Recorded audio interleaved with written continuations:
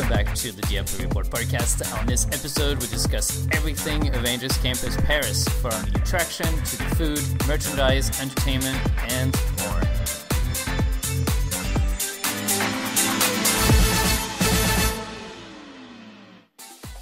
Hello, everyone, and welcome to a brand new episode of the DLP Report podcast. This is season 3, episode 4, and Jeff is already asking what the hell is going on.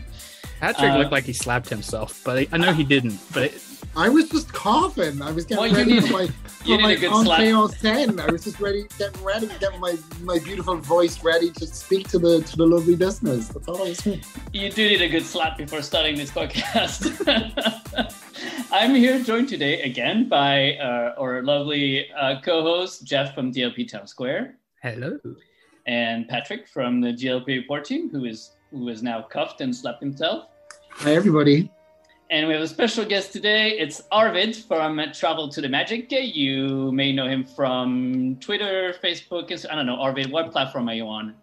Well, Twitter, Facebook, Instagram, wherever I can find time to post stuff on. So, yeah. All right. And today, obviously, is our first episode since the grand opening of Marvel Avengers Campus Paris. That's a mouthful. So this episode will be discussing everything Avengers Campus. And you're in luck because we have all been there several times. So we're now experts, not really. Guys, you were all here on opening weekend. This is going to be our first topic, press weekend. We all were at press weekend. It was July 10. Arvin and I got lucky enough to go to the Saturday night party. It was kind of a blur to me, but it was fun. What did you think? It was definitely a blur the day after. Yeah, it was a late night. It was an early morning the day after again to be back at the panel, and yeah, it was great. We partied it out with Brie Larson. Not really. I saw her once from a distance, but she was there.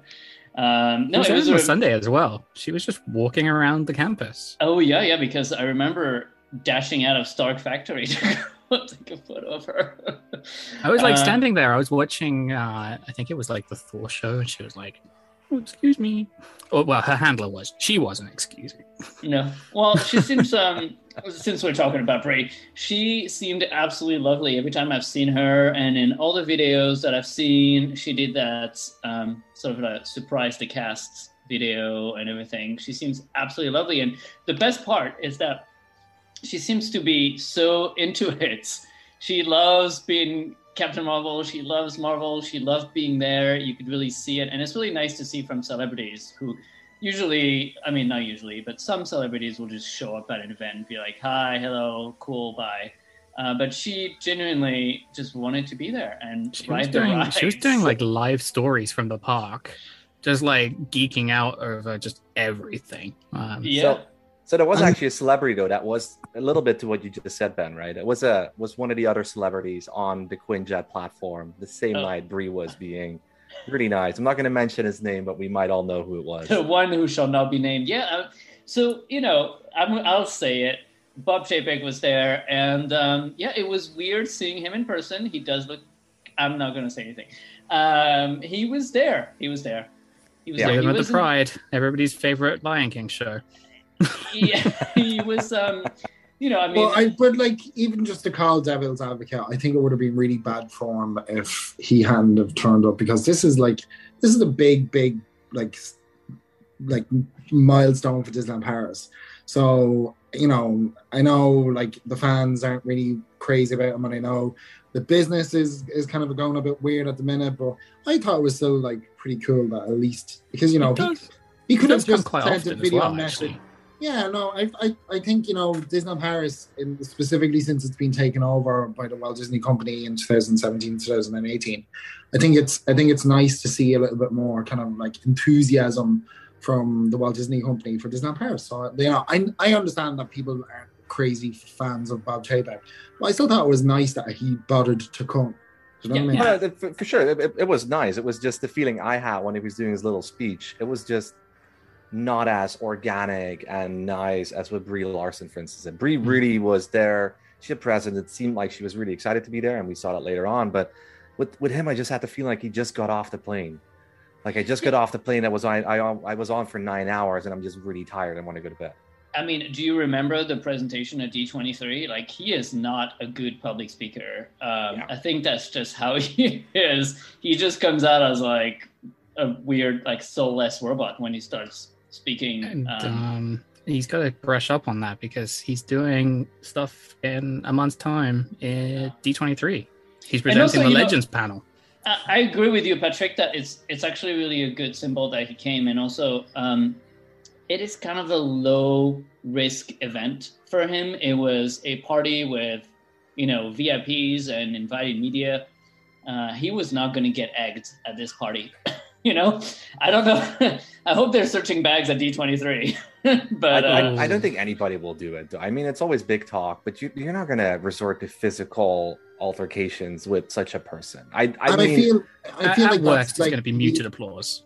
But I feel like all these criticisms, like, again, I'm not defending Bob Chapek, but I feel like all these criticisms that some people or some vocal fans have about him, I disagree with the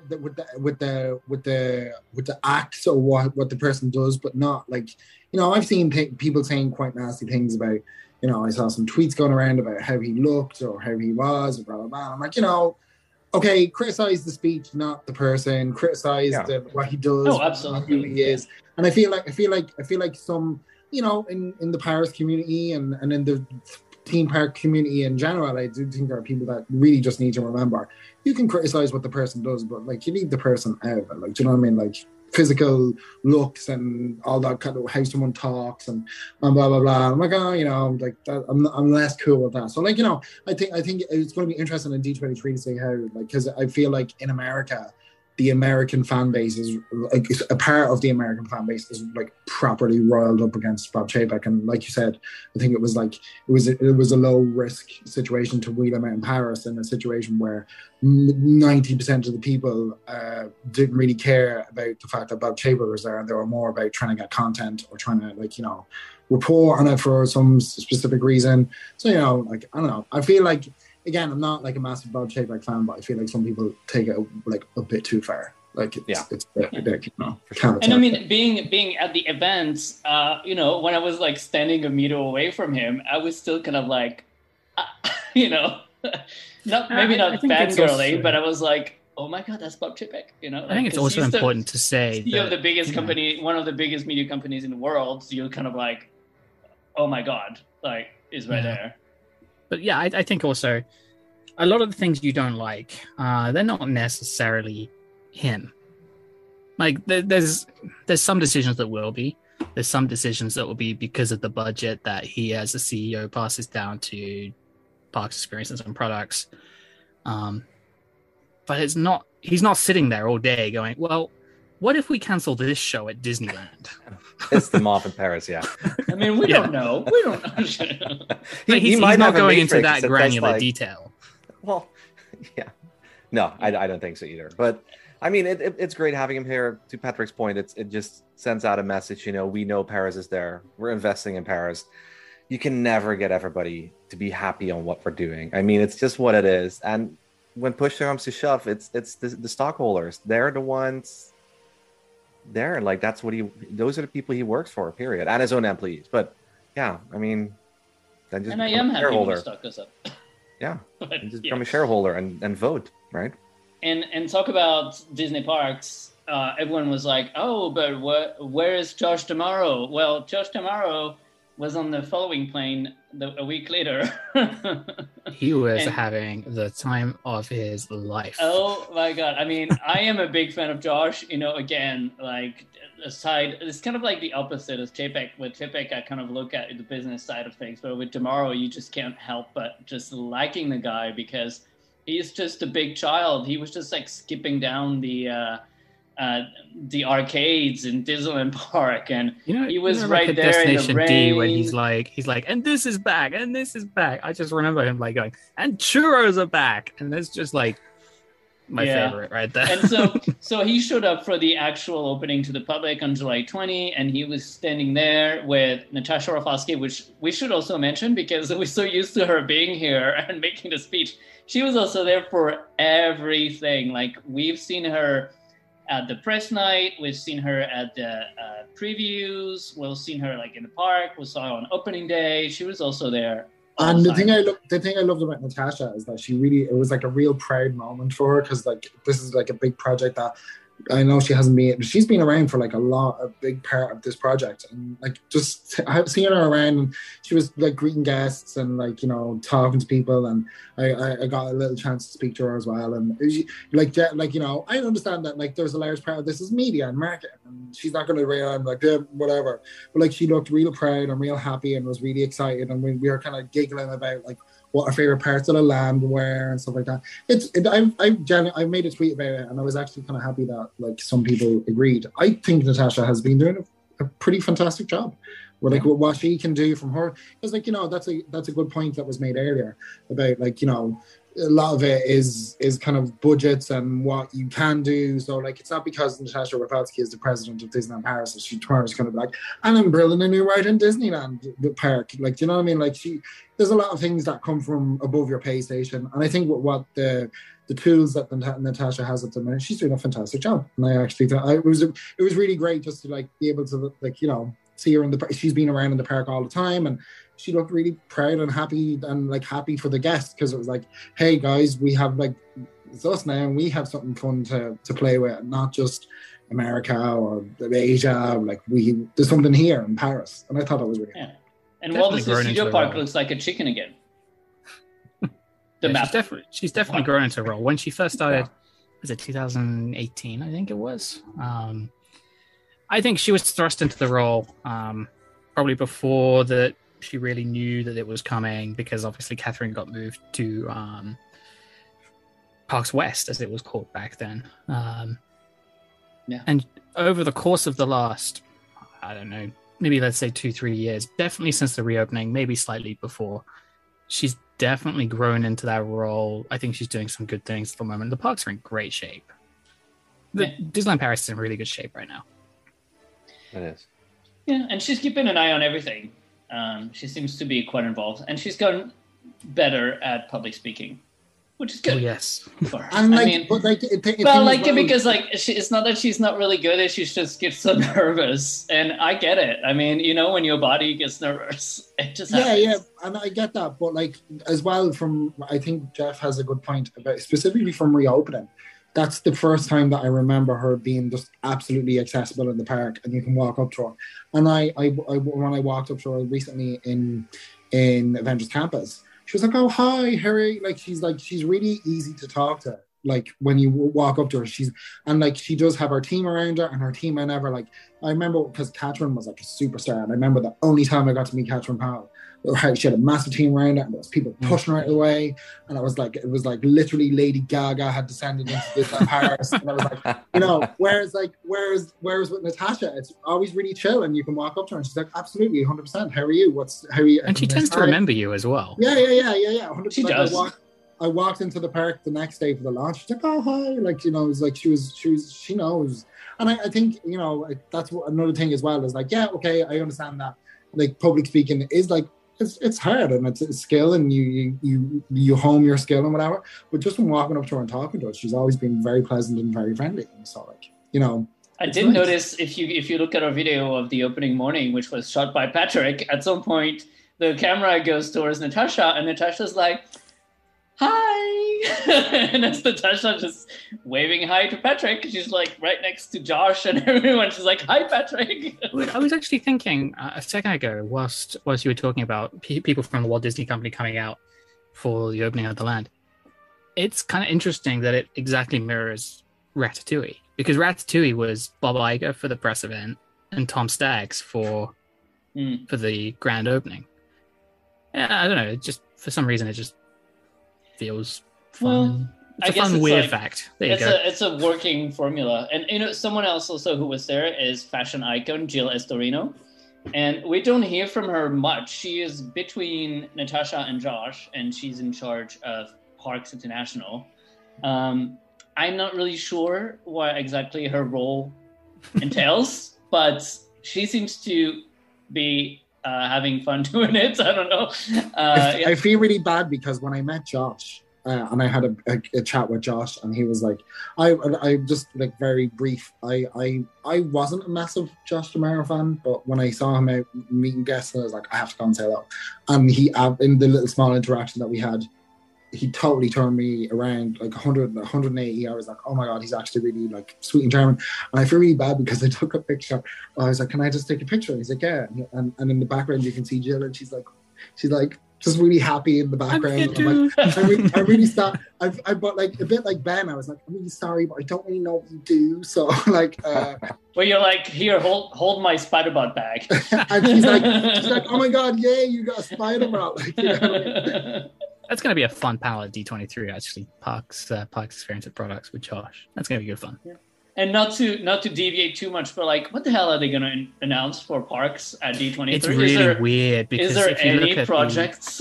Yeah, so if you look at the thing that they put up online, they talked about Tiana's Bayou Adventure, which it looks like we're going to get some at least look at that. Maybe some animatronics or something might be in a video or something. They went back to like, and we're going to discuss the Epcot transformation because that went so well 3 years ago.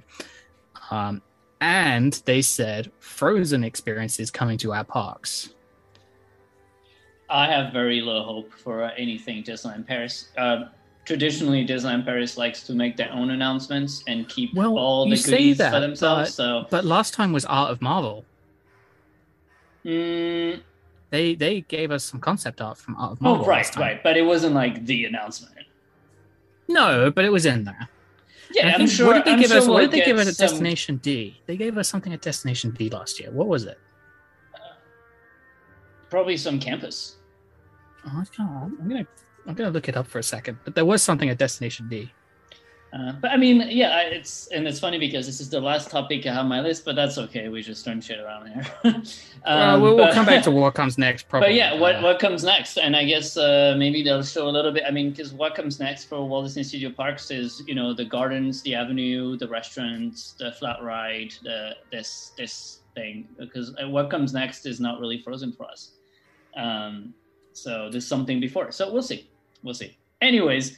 Back to Avengers Destination Campus. D was the reveal of the 30th anniversary. It was the outfits for Mickey, the fact that there was a show coming.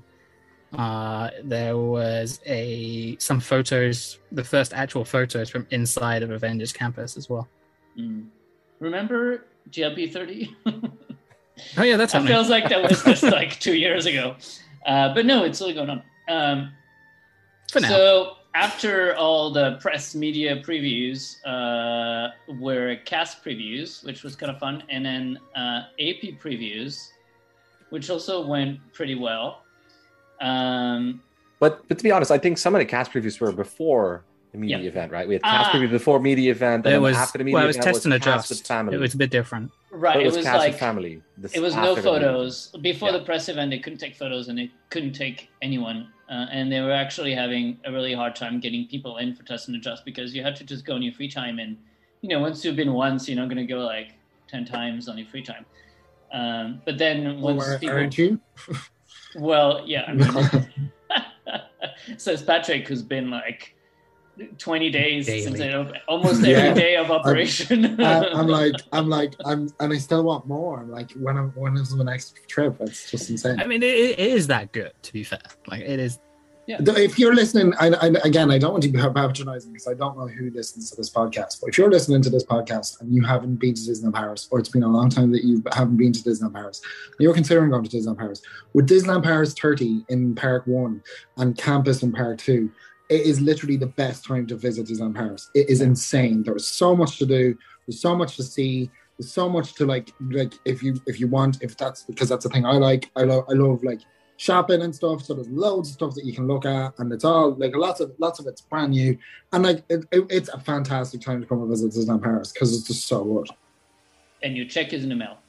A lot of it's good. That's like you say merchandise. I know we're coming to it properly later, but even talking about the 30th anniversary, we've complained about merchandise so much And this year, it feels like there's not an awful lot to complain about. Okay, yes, there's still some of the old stuff coming through every so often, but it feels like that's a rarity now. Do you remember when the Lion King show and Star Wars Season of the Force and all that came out, and they were doing those like black t-shirt, with rectangle poster prints, and they were like, "No, but it's like Broadway. It's like Broadway." Oh my God. Yeah, the Broadway line.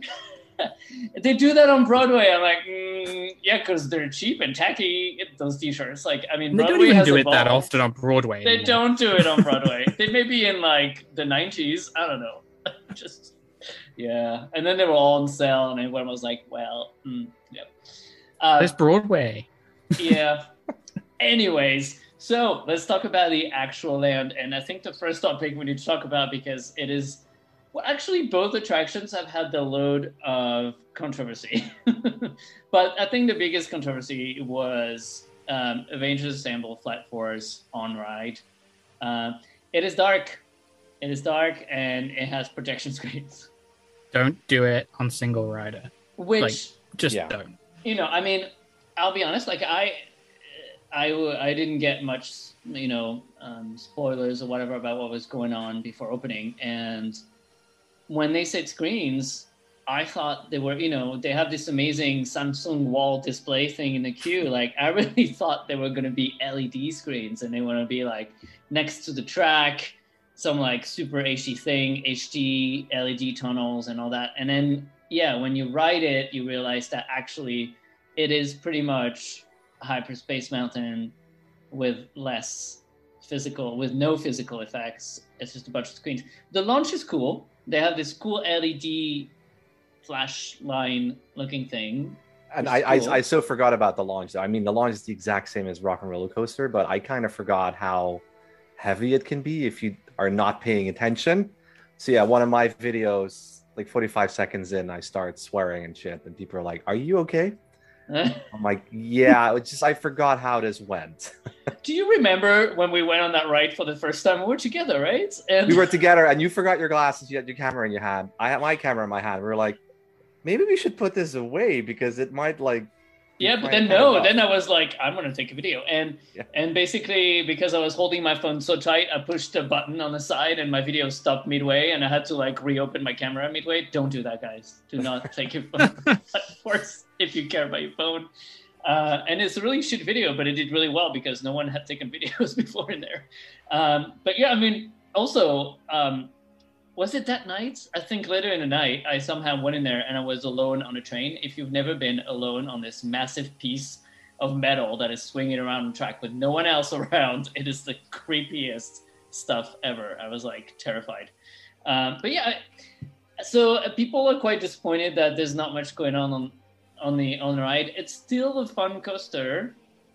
Well, like to me, what I think is kind of sad, right? We compare it now a little bit to what they've built in Epcot, Cosmic Rewind, where they have a lot of screens, a lot of stuff is happening. People do complain about that, right? But I am missing some of the effects they have there, and it will be great to get a little bit more of the actual story that's happening, a little bit more in your face, because that's definitely something that we're missing. I am happy though that we do not need trash bins when you exit the vehicle. Like I'm seriously happy about that. We can just still walk out and walk back on without any issues of having a protein spill happening. I think when you actually have those screens, I mean, there's not many of them, but they're pretty good. Like, when you have like you're flying next to Iron Man and Captain Marvel, that's kind of cool. There's just not enough of them. Yeah. But there's like some effects they could do. You know how like Space Mountain, you go through like sort of like tubes of LEDs, and you have like rings with flashes on it or something. Like, for example, when when someone explodes one of those green missile, you could go through several arches that have like green flashes or something, so that you have a bit more of a physical effect in your face that gives a bit more like, I read another review, and they came up with this kind of good point. I can't remember who it was, so I can't credit them, sadly, for the point. But they said, when you're on Space Mountain or whatever, like when you're up there and, to try and make it feel a little bit more like space, even though there's not a lot going on, they have like these little lights that look like stars. Whereas in Flight Force, there's just nothing. It is dark.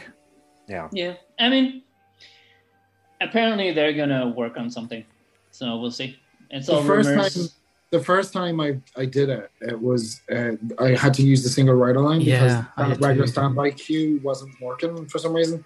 So I kind of walked in, and when you do single rider, so like what Jeff said earlier, if you haven't done it yet, absolutely 100%. The first time you do it, absolutely do standby, even if you are a single rider.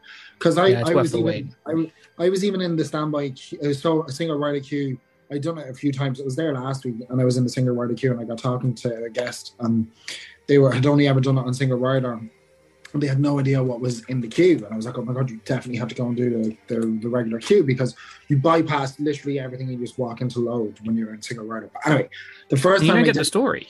Yeah. Let's talk about the queue. Well, let's carry on with the single rider point that Patrick was going on, because it's a good point.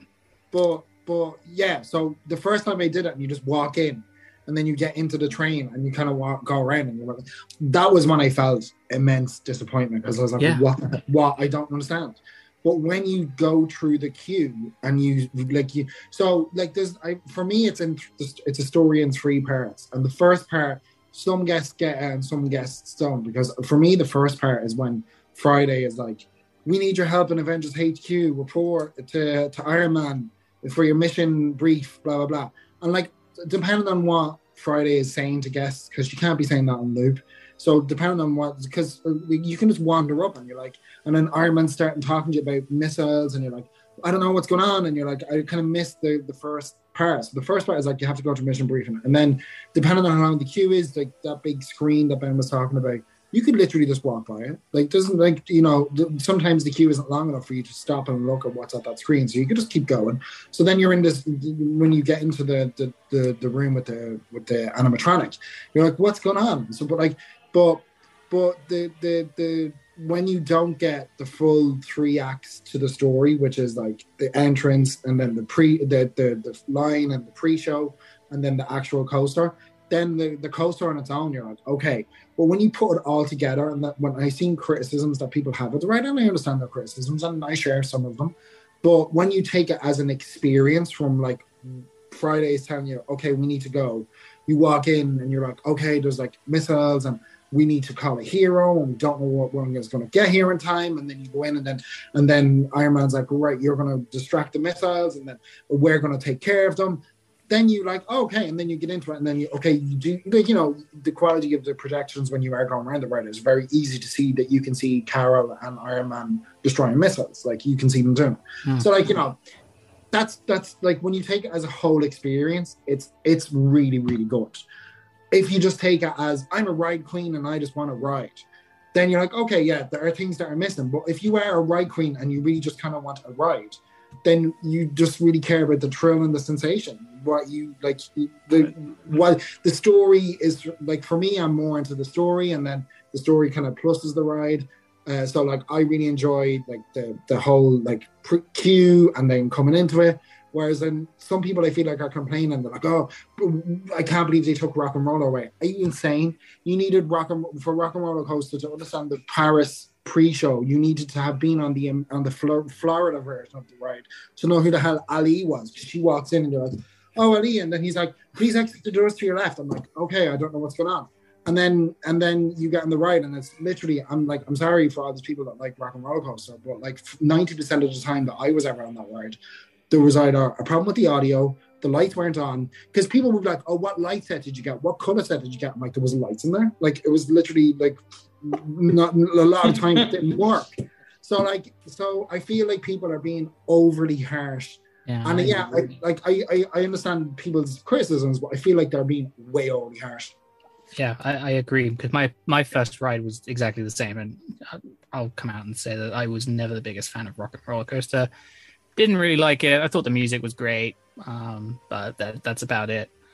And I would, again, like Patrick, was sort of put into the single rider, and I came off it and I went, well, it's just Rock and Roller Coaster with a few screens. Don't like that at all. Wasn't very good. And it took me a fair while to get back on it. I think it took 2 or 3 hours, and I saw that the main queue was open. I thought, well, okay, let's give it a go. Let's see if the pre-show adds anything. And it does. Like, I think the pre-show and the queue does a lot of the heavy lifting here, like a lot of it.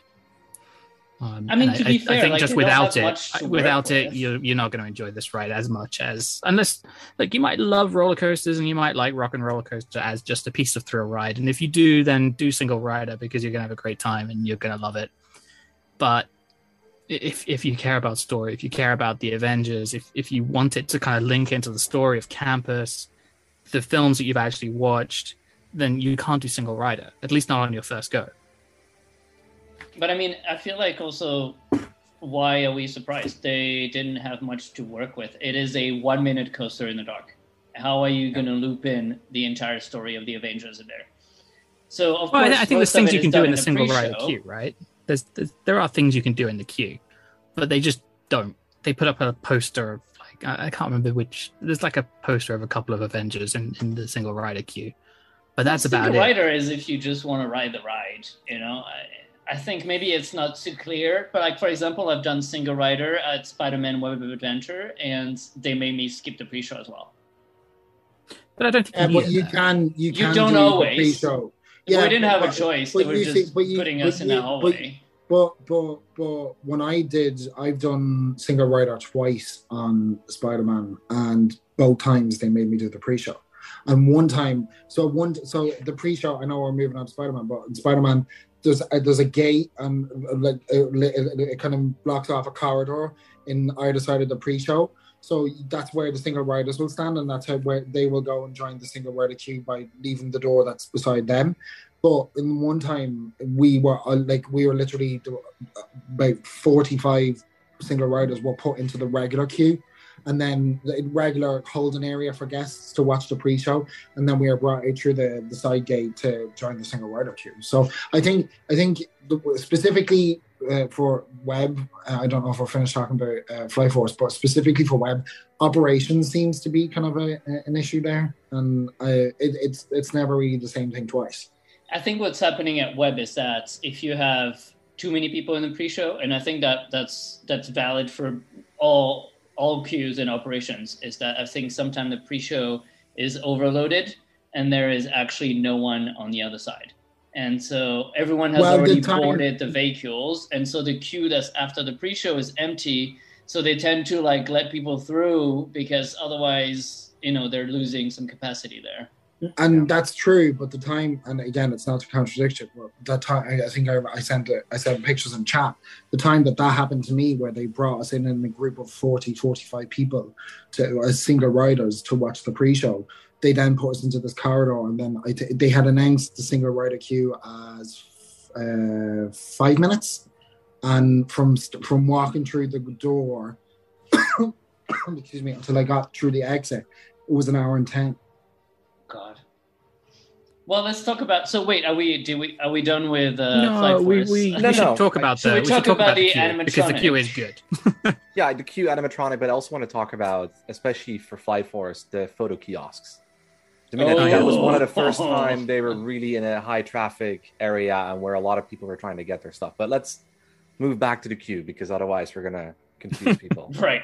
So we have a great screen with lots of content on there where Iron Man is calling all different Avengers, and there's like a million Easter eggs. We're not going to list them all, but, you know, they contact the Guardians of the Galaxy, who are ironically in Mission Breakout.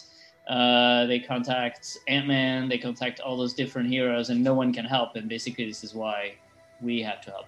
And it's true that if you don't get that context, you do get to the ride, and you're like, "Well, why are we here again?" But that screen is important for the whole story. It was really cool that they incorporated Miss Marvel, by the way. Even though that show, by the time this land opened, I think it was actually still going on, wasn't it? Or it was like one episode to go. And, you know, it was like, "Hey, have you called Miss Marvel?" "Oh, yeah, she's busy." Yeah. And then you walk into, what I really like about the pre-show is, of course, the animatronic is awesome, but what I really like is when the doors open, it has a big Disney delight moment there where everyone who's waiting to get in is like, whoa. And, you know, and you want to get that wow factor when you Disney. And I think they really succeeded with that, is that the doors open really quickly and everyone moves in, and you have the lights, the sound, and here's Iron Man just pointing at you in there. And I think that's the big moment of the attraction, is those doors opening. That's the moment, more than the ride.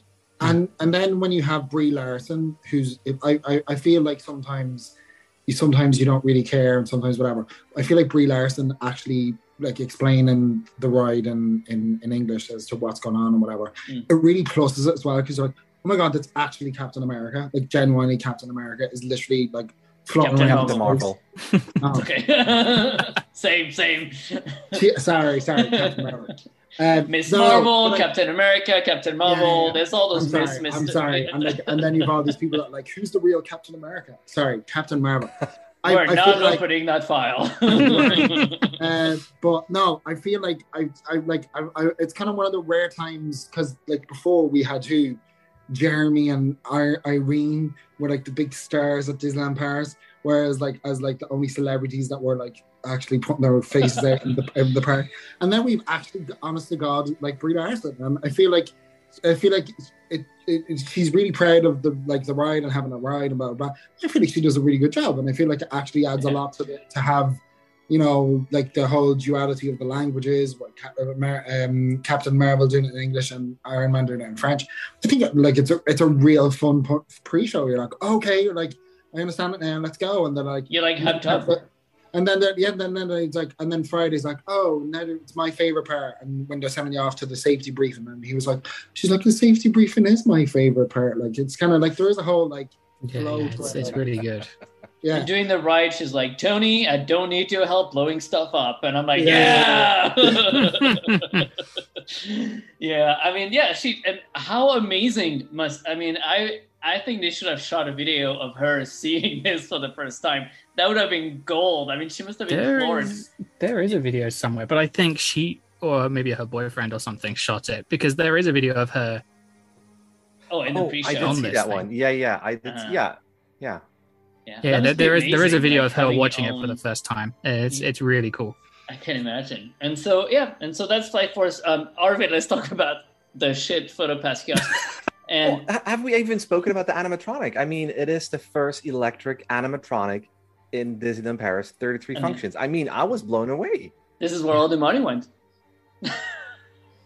Okay, so that's now they have to use the merchandise for this sales attraction. Oh, so now I get it. So that's why we're not getting any discounts. We're using the full price of on the merchandise to plus the ride. They paid full price for Iron Man. Yeah. As a question, would you rather have a fully electronic animatronic in the queue, or would you rather have him as the screen and more screens on the ride? What would you rather? Because I feel like where they had budget, I feel like they spent the budget where they really could make a wow factor. Because when you're zooming around on this roller coaster, how wow can you go? Whereas when you're like you said, when you have these doors open and Iron Man is standing there and he's pointing at you, and he's like, his suit is like flicking in and out, and you're like, oh my god, it's Iron Man. Like specifically for Walt Disney Studios Park, like I feel like they made a really good choice of spending the money there. But would you have taken it away from that project to put it in the ride? No, and I wouldn't, because I think it's easier to later on plus the ride with some additional lights and some screens than having to bring in a whole new animatronic. You'd rather have the animatronic as the basis of your queue, and then see how can we plus the ride later on. Maybe they even thought if nobody complains about it, it's fine, you know. I still think they should have done a little bit more on the ride, but I do agree with you guys that I'm happy that we have the animatronic. Maybe what they should do, Ben, like you almost lost your phone. They should just tell people to bring the phone on, put the flashlights on, drop them while riding, like on Expedition Everest, where they shoot the little hair ties on, and we just have all the lights in the ride, and they just light her until the battery runs out. I would like the onboard audio to be a bit louder too. Oh. There's a lot of people, well, at least on the ride. So I was on a full car, and there's a lot of people screaming. And I got off it, and somebody said, "Did you hear the bit where she said go left and you went left?" Oh. I was like, I vaguely heard some mumbling about left, but I wouldn't be able to tell you that she definitely said go left. But I think that also has to do again with the speakers that are in the vehicles themselves, right? And you can just have luck or not that lucky when you get on a ride where maybe one of the speakers is out or stuff. I mean, it is a lot to put through those speakers. Space Mountain is the same. You know, technology can be as good as you want it when you just run it through a roller coaster 200 times a day. But I think it was the leveling, because there's also music on the ride, and that I could hear perfectly. It was the leveling that was the issue. Yeah. Okay. And so when you get off the ride, you try to get your photos, and you can't because those kiosks are so slow, and they keep rebooting themselves. And FYI, I have lodged complaints, so hopefully they do something about this. It is the same issue at the Hero Training Center, which we'll talk about later. But I think it manages it better at Training Center, right? Because there's more of them. At least. It's not just the queue. It's that the capacity of the web app that is powering those kiosks is too low. And so when you have many people loading many videos and photos, the site just tries to load for a long time. And when it can't, the whole kiosk one-on-ones, and then all the kiosks around it one-on-one as well. So basically no one can do anything. And cast members are like, oh, well, just wait a few minutes, I'll come back later. And it's not a good experience. But I must admit, I saw the queue and just went, nah, not worth it. But Jeff, you said it. We had such a great solution for that. Yeah, which was the mobile app. Just take the damn number. Like I QR code. You just scan. We used to have this. You scan the QR code with your PhotoPass app, and your phone would just say your photo has been added to your account. Done. And somehow the user experience on that one has got worse, and that I don't really understand because, okay, yes, it was a separate app, which was not ideal. But it was better than not having anything at all. But that can be worked on because at the time it was a separate app, but also the official app was literally like rubbish, a piece of shit. That's true. Now we have an app that is decent. But even now, like even the PhotoPass app is gone, right? Since we got Canon, is it Canon now? Kodak now. Kodak Moments. The whole app is gone. Like you have to go onto a mobile website, which is also like what happened? Yeah. Hopefully they'll work on it. Now they're an official sponsor, partner, or whatever. The thing is, we were very nice to merchandise 5 minutes ago, but merchandise is actually dealing with PhotoPass. They're the department that do PhotoPass. Oh, I take everything back then. Sorry, they're in charge. They're in charge of the photographers. They're in charge of the kiosk. They're in charge of everything. This is a merchandise department. That's such a weird divide, though, because I think at the U.S. parks, it's a separate entity.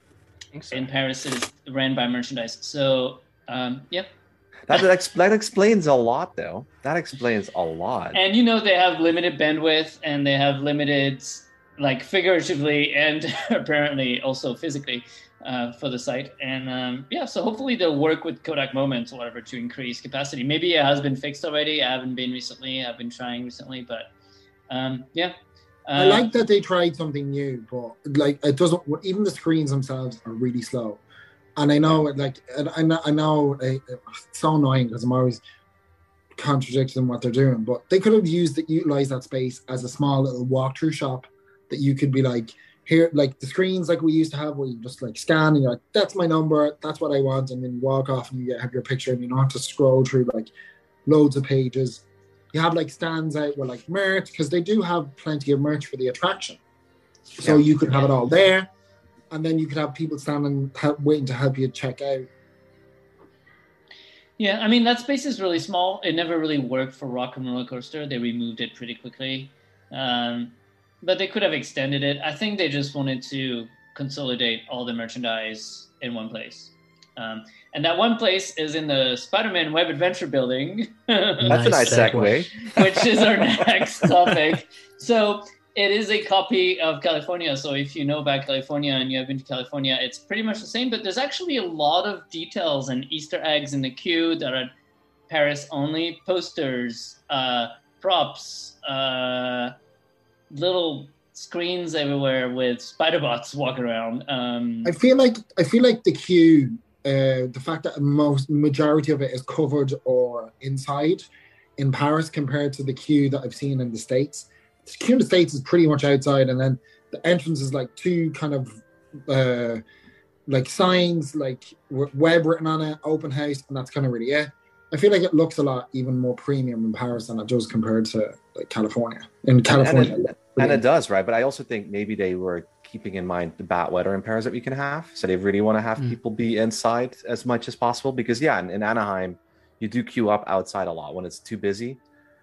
But I actually have to think back. I have pictures. I need to look at that, how the outside queue looks like. you know You the can experience it very soon. Pirates of the Well, Pirates of the I saw it last year as well. So yeah, but but you know, like the Pirates of the Caribbean kind of like Mm. tarpy thing where it's like a triangle. It's kind of like loads of those little things, and it just looks a scooch kind of cheap or compared to what Paris got. And the music will stick in your head forever. And so let's talk about the pre-show. well, Oh, boy. like just let's first go back to the props in the queue, because Patrick and I and my wife, we ended up in the ride on Sunday afternoon or something, and we took a little bit more time to look at the queue itself and all the props, and we just started wondering. There was a lot of stuff that people could just reach onto and just like touch. It was the jacket of Peter Parker when he is at the school little like Brainiac group that he's at. There were some locks, like, and we were really concerned, like, people are going to touch that and it's going to be taken out of the queue again. And we already saw it at Stark Factory that they closed off Peggy Carter's desk.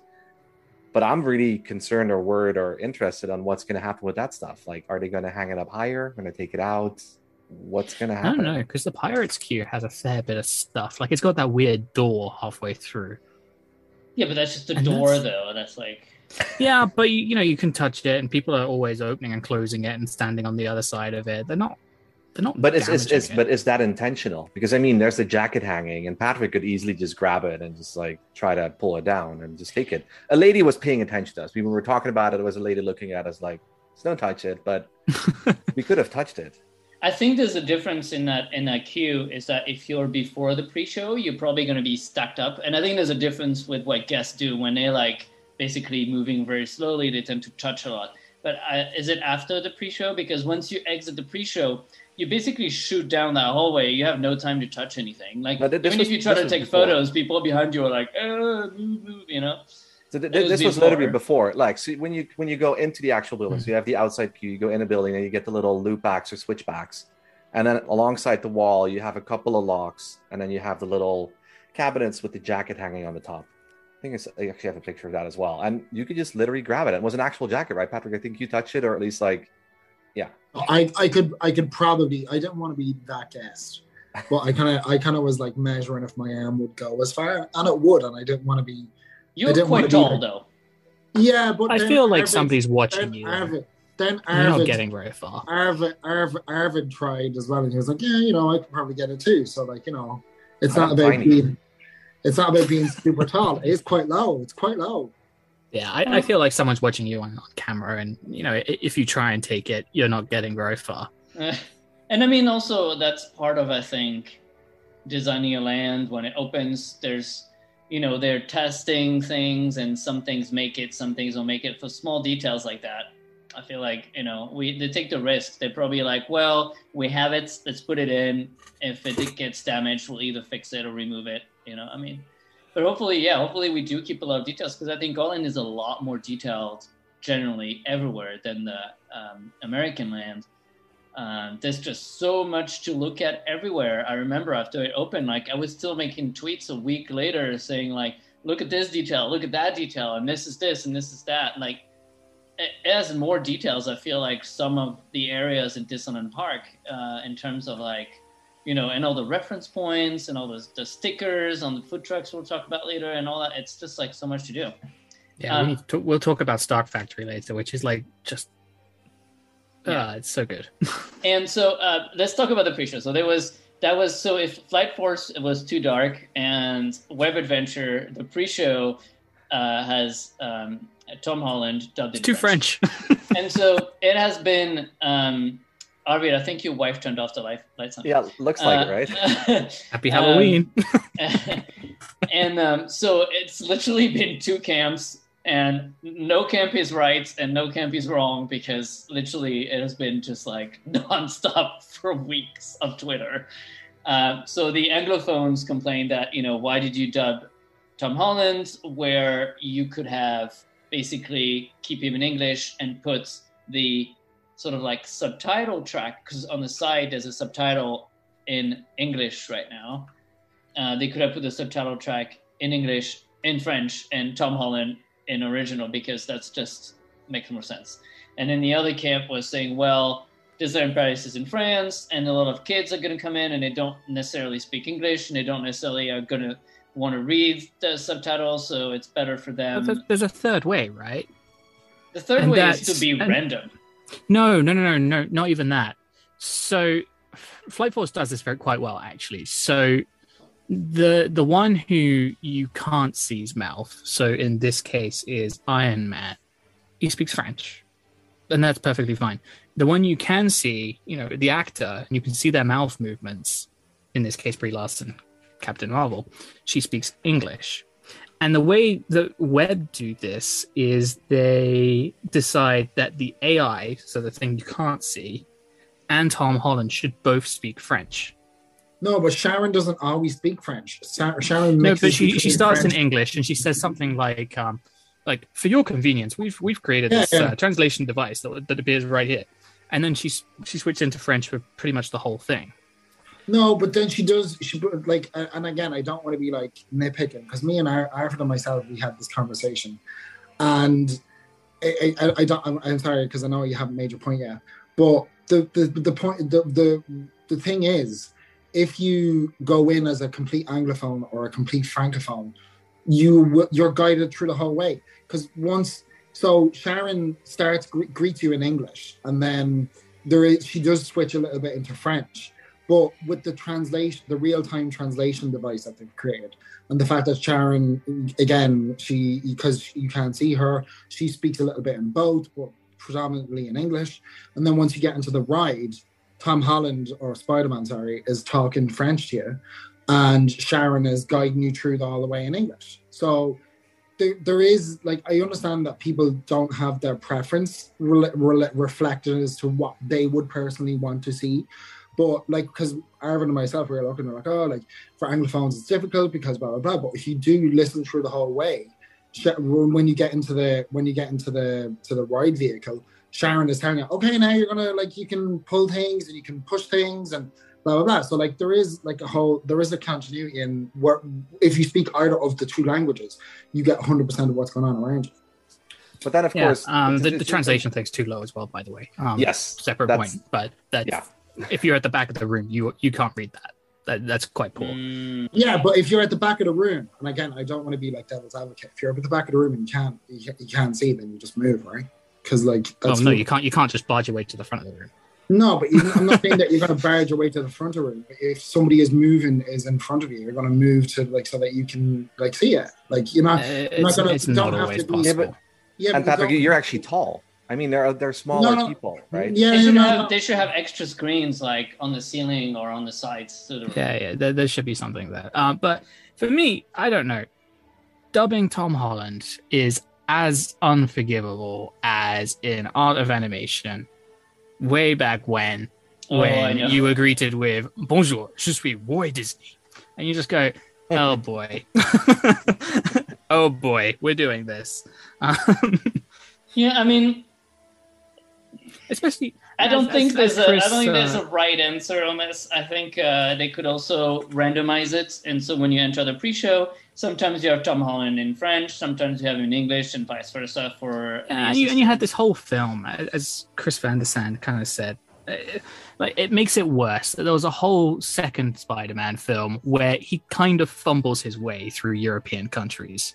And all of a sudden, for him, just to be able to speak fluent French is not particularly credible. but that's coming from an Anglophone perspective, because in a lot of different countries, and that's not a thing that happens in Anglophone countries. Maybe now with the prominence of Netflix and stuff like Squid Game becoming really popular, people are kind of more aware that there is foreign language content. But when you are in France, and when 90% of the time that you will see a movie in France, it will be like, so with my friends and French friends and people that are very important to me who don't speak English, we have seen the Spider-Man movie in French. And when you go into that ride, Peter Parker speaks the exact same way that it's the same voice actor that voices Peter Parker in the ride. So when you've watched the movie and you're as a Francophone, as someone who speaks French and has seen the movies in French, you're walking in, that is, and for all intents and purposes, how Spider-Man speaks to you, like what he sounds like to you. Yeah, so, I just don't like it.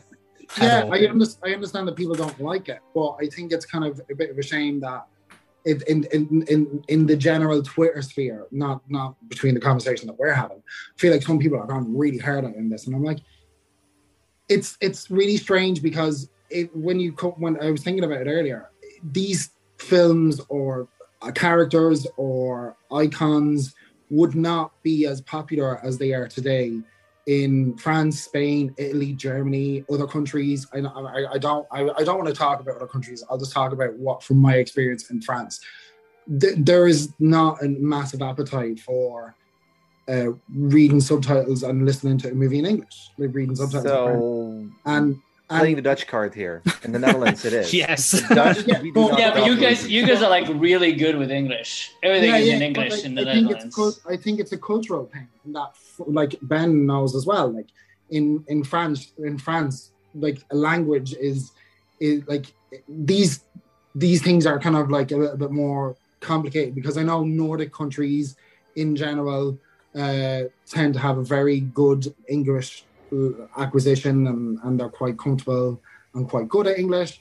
So but when you look at like the Francophone perspective or Romance language in general, I feel like the kind of language acquisition is more, it's less there. So like, I don't know, I feel it's like the thing that I don't really get personally is that there is a way to 100% whatever language you cater, whatever language you speak, the ride will cater to you.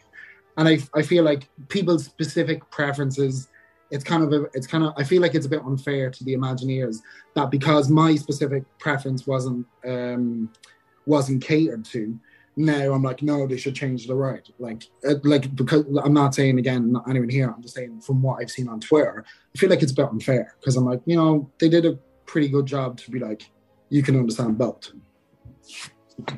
Yeah, I mean, I don't think it spoils your experience of the attraction, which, let's talk about the on-ride. I was not spoiled before I did it, and honestly, I wasn't, and I got on there, and I loved it. I really loved it. I got out of there, and I was like, oh my God, this is like my new favorite attraction. And because, people, especially in the US, I didn't get spoiled, but I did see some tweets saying like, web slingers, like average, because in California Adventure, they already have Midway Mania.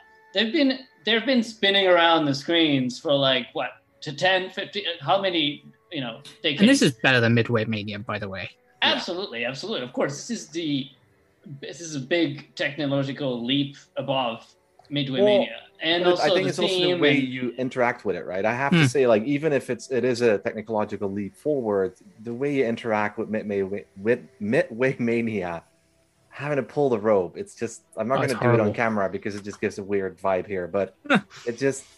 we're way past the weird vibe on this podcast. But it's just like, I don't know, like for me, Buzz Lightyear or Web Adventure, that is the way you would, for me, interact with stuff. And, throwing, baseballs or whatever we're throwing, or the little plates with whipped cream by pulling a rope, it just, I don't know.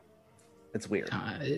It feels like the idea was just to do some carnival games, and we didn't really know how to do it, so we came up with this thing, and it kind of works. Midway Mania is a good attraction. It's been very popular for a very long time, and in Paris, we were kind of clamoring for it until recently, for it to be, Toy Story Land, like bring it to us.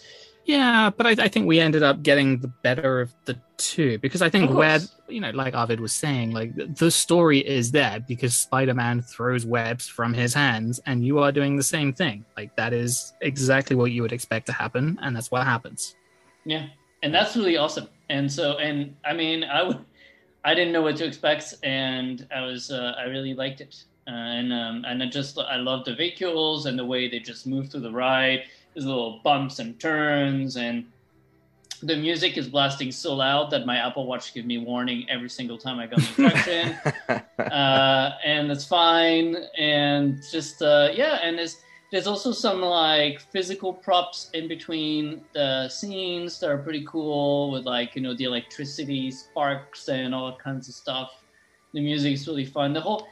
You just feel like you're really part of the action. I think that's the That's the part that's really cool, and you get to compete against your friends. So it has this like sort of Buzz Lightyear competition side. It's of like things. a mix of two, right? Because it's the competing against your friends, but also you're working as a team.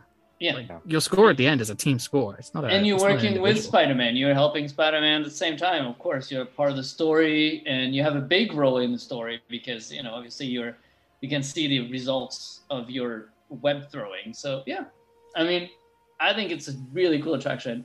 It is, but the only negative, and I had a discussion with Patrick on the language. I'm fine. I'm putting it behind me. But yeah, we've turned the page. but the thing for me, 3D glasses. Like, why? Yeah. I think if you don't have them, you lose that depth in the scenes I do not the agree web with that. going through the screen. Because if you have like 4K or 8K screens or projections, those things are so crisp, clear that you hardly even notice that as a screen.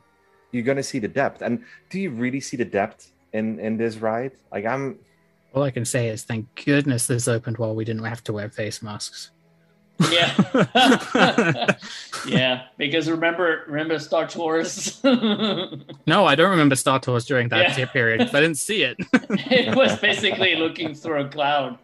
Yeah, I mean, I don't know. I don't know how it would look. I guess they may have tried both. Maybe one day. Have a 2D mode because Ratatouille has a 2D mode. I was just gonna say that Ratatouille has a 2D mode. Maybe one day the glass cleaning machine will be broken and we'll get to do it in 2D and compare. I actually have a 3D 2D glasses. Maybe I just bring those ones and just see if it actually does have an effect on the screen, and then what it does. Yeah. I mean, other than that, I think, and the theming, the after the unload area is really cool, and then you get into mission equipment. Which actually, should we talk about mission equipment?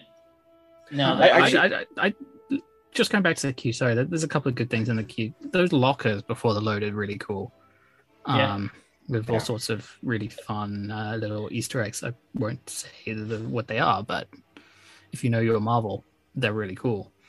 And the unload area is really cool as well. I mean, it's the load unload, but it's really good. Yeah. And the cast is great, and it's just like, I mean, there's been they always sign off with something like "thanks for your help" or something like that. Yeah, it's really and cool. I think like in particular the cast of Spider-Man Web Adventure are given a bit more freedom to be, kooky lab assistants and stuff. Whether at Flight Force, they have to be a bit more, military in style, which makes sense. But, as a result, I think the cast at Web Adventure are always kind of fun. Always like, I don't know, waving cool around. Outfits too. I really like the outfits. So it's a fun group. And I think also the cast at Pin Kitchen is also completely hysterical. They're really fun. The cast in general are just fun. It's like I've never been in a land in Disneyland Paris where everyone is like, "Oh, hey, recruit," or "Yeah, we need to. Do you want to like help with your training?" or blah blah blah. Like it's like a little small thing. And I remember when the first time I really heard about it a lot was when Batu was opening in Stateside, and they were like, Bob Chapek's trying to cheap out to like make the cast members entertainment because he's cutting this, and this. But like it really adds a lot. Like all the interactions that you have with I've gone with my web hat and my web t-shirt, and I've been in the Avengers Flight Force queue, and they're like, "Oh, Web sent someone over to help us," blah blah blah. Like they're always on. I think my absolute favorite thing about the land is like the cast members. They're just insane, and they're so proud and so happy and so fun and so on the roll, and like it's just great. Like they compare it like as a 35-year-old like balding male. I'm not looking for people to call me princess in Park 1 because I know that's what a lot of people are like, oh, like she can call me princess, blah blah blah. But like, so this is like a thing that like, there is a land where Avengers Campus is the land where everyone is recruited, everyone has a mission, and everyone's going to help out.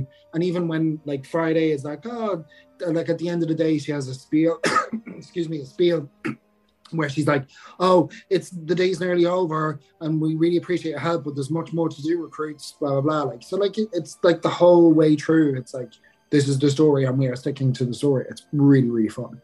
We haven't talked about power-ups actually on web because they exist.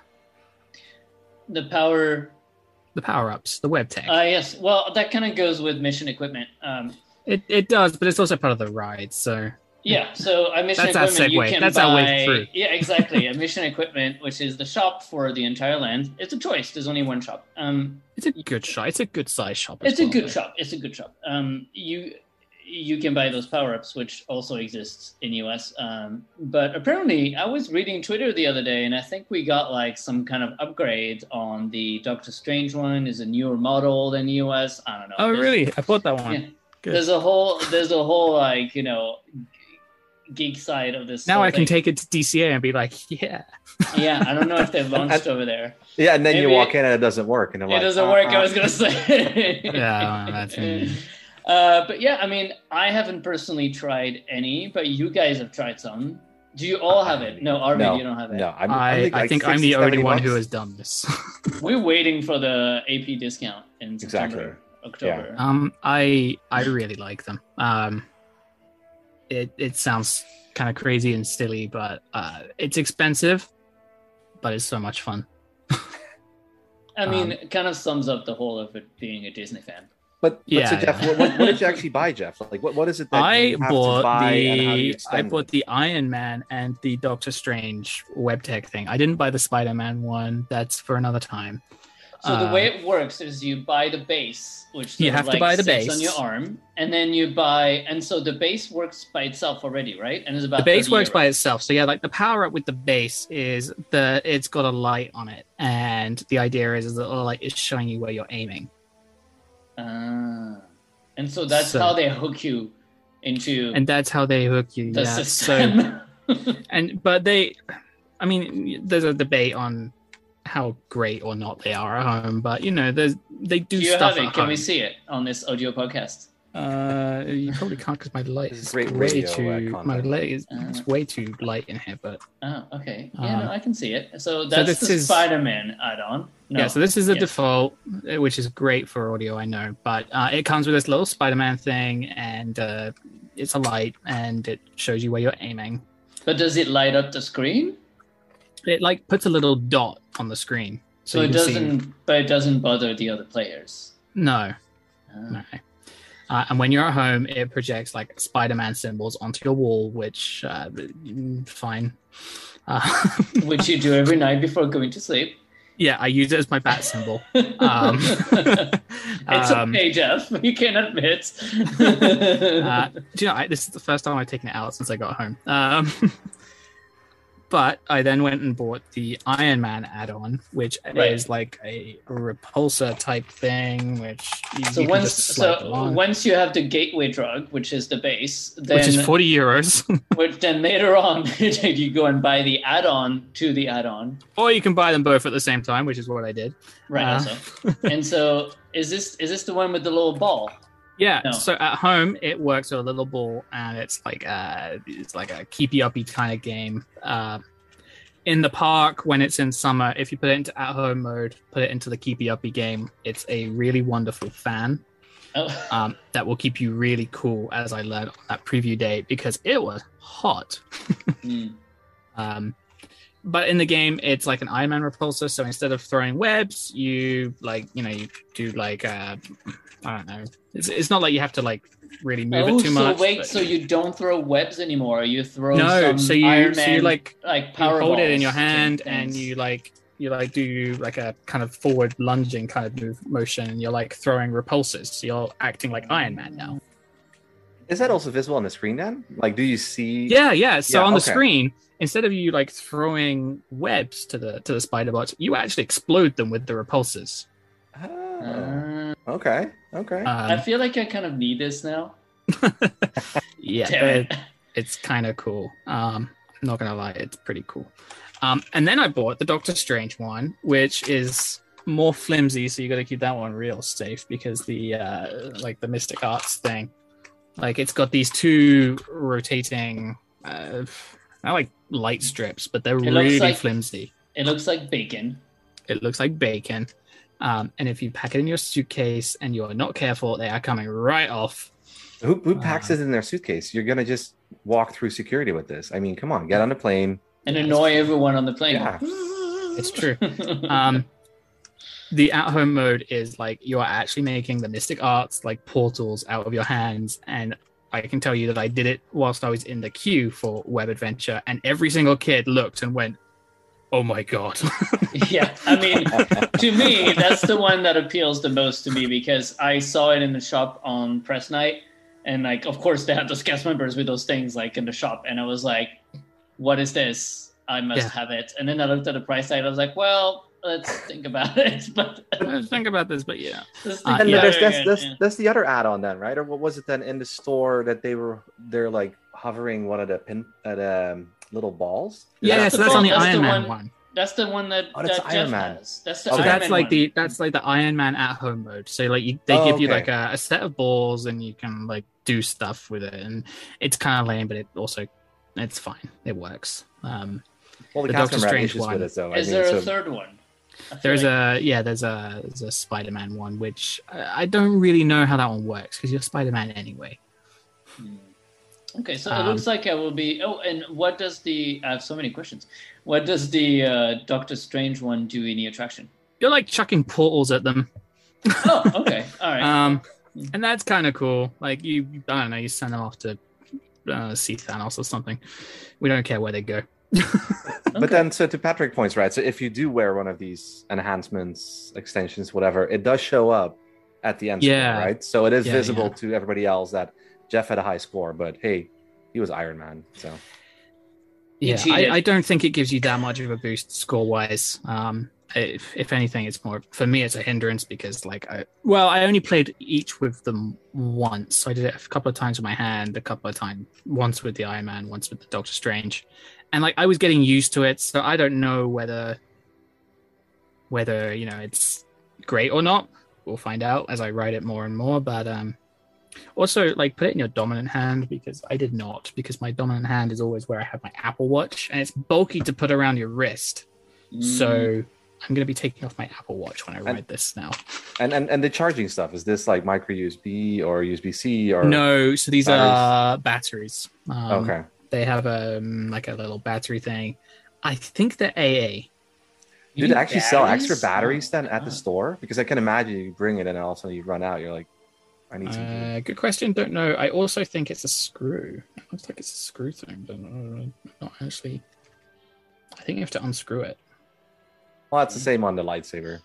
You have to put batteries in it, then you have to unscrew it. So, not that clever. All right. Well, but it's cool. Like it's really cool, to be fair. And it sounds like I will be buying one.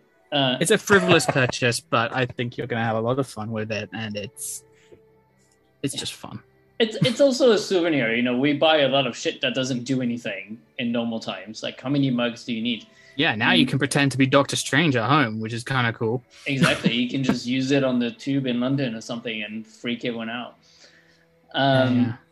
So Mission Equipment is a great shop. It is kind of like half Spider-Man Web Adventure, and then in the brick section, and then the other half is Side Forest and just general Avengers Campus supplies, as they call it. It's a fun shop, and the merchandise has been really, really good, which is really cool. They have everything from your boxer shorts to, sleeveless hoodies, and obviously cups, mugs, costumes, t-shirt, jackets, spirit jerseys, of course, spirit jerseys, keychains, coins, bags, just bags, gym bag, pins. One thing that I had seen. The gym bag's really cool, by the way. I really like the gym bag thing. I do want the gym bag, but again, like, I hope they'll have all this. If you spend so go there and like spend. I think it's, what is it, €30? If you spend €30, you get it for 15. 40 euros. But I guess if you buy the Spider-Man add-on, then here you are. Yeah. But they have just a ton of really cool stuff. I have not seen any particular item that I was like, ew, why do they do that? Because, like in Disneyland Park, or the other shops, you always kind of like, who buys this stuff? But like, I feel like a Mission Equipment, I would be happy with pretty much any any piece of merchandise. They have those cool new web glasses with like, you know, the sort of like chemistry looking thing. They have The spider bots. Shot glass. Oh yeah, they have the spider bots, of course. With the backpack. Spider bots and the backpack. Although Patrick. that backpack is really fragile because I've already broken it. They have very kindly exchanged it, and now I'm really too afraid to like use it again. Patrick, you bought the spider bot. How is it? What is his name? His name is Scamp. Oh, that's a fun name. Yeah. His name is Scamp, and he's already been around the campus. He's been on GLP Report.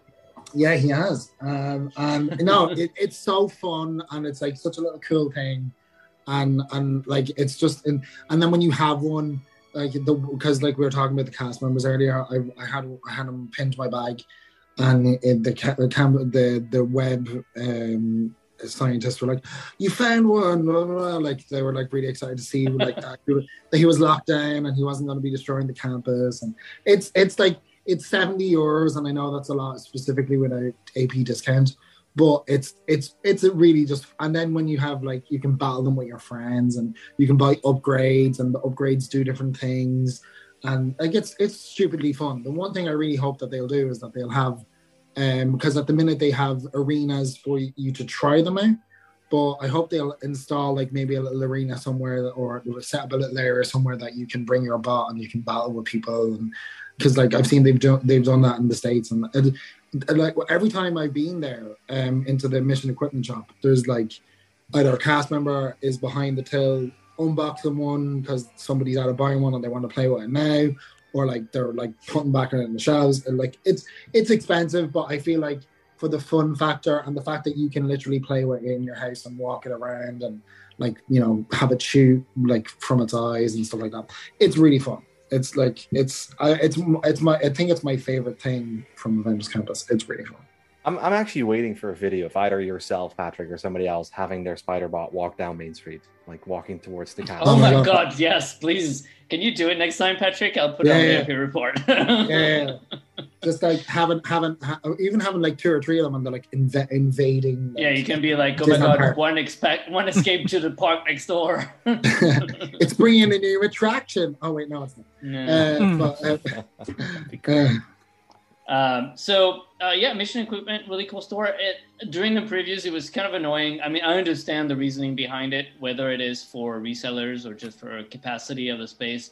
You could not get in from the outside. You had to ride the attraction, which means that once you've ridden an attraction, you have to buy everything you want, and then you can't come back in. So that was a little bit of a downer, but since opening, I think since a couple days after opening, now it's in free entrance in and out. There's also the mini shop on front lot there. I mean, it's not the same, but oh, that's right. Gateway shop. It's a cool shop. It has most of the Spider-Man add-ons. Yeah, you can buy your spider bot there, or you can buy your spider like the attachments and stuff like that.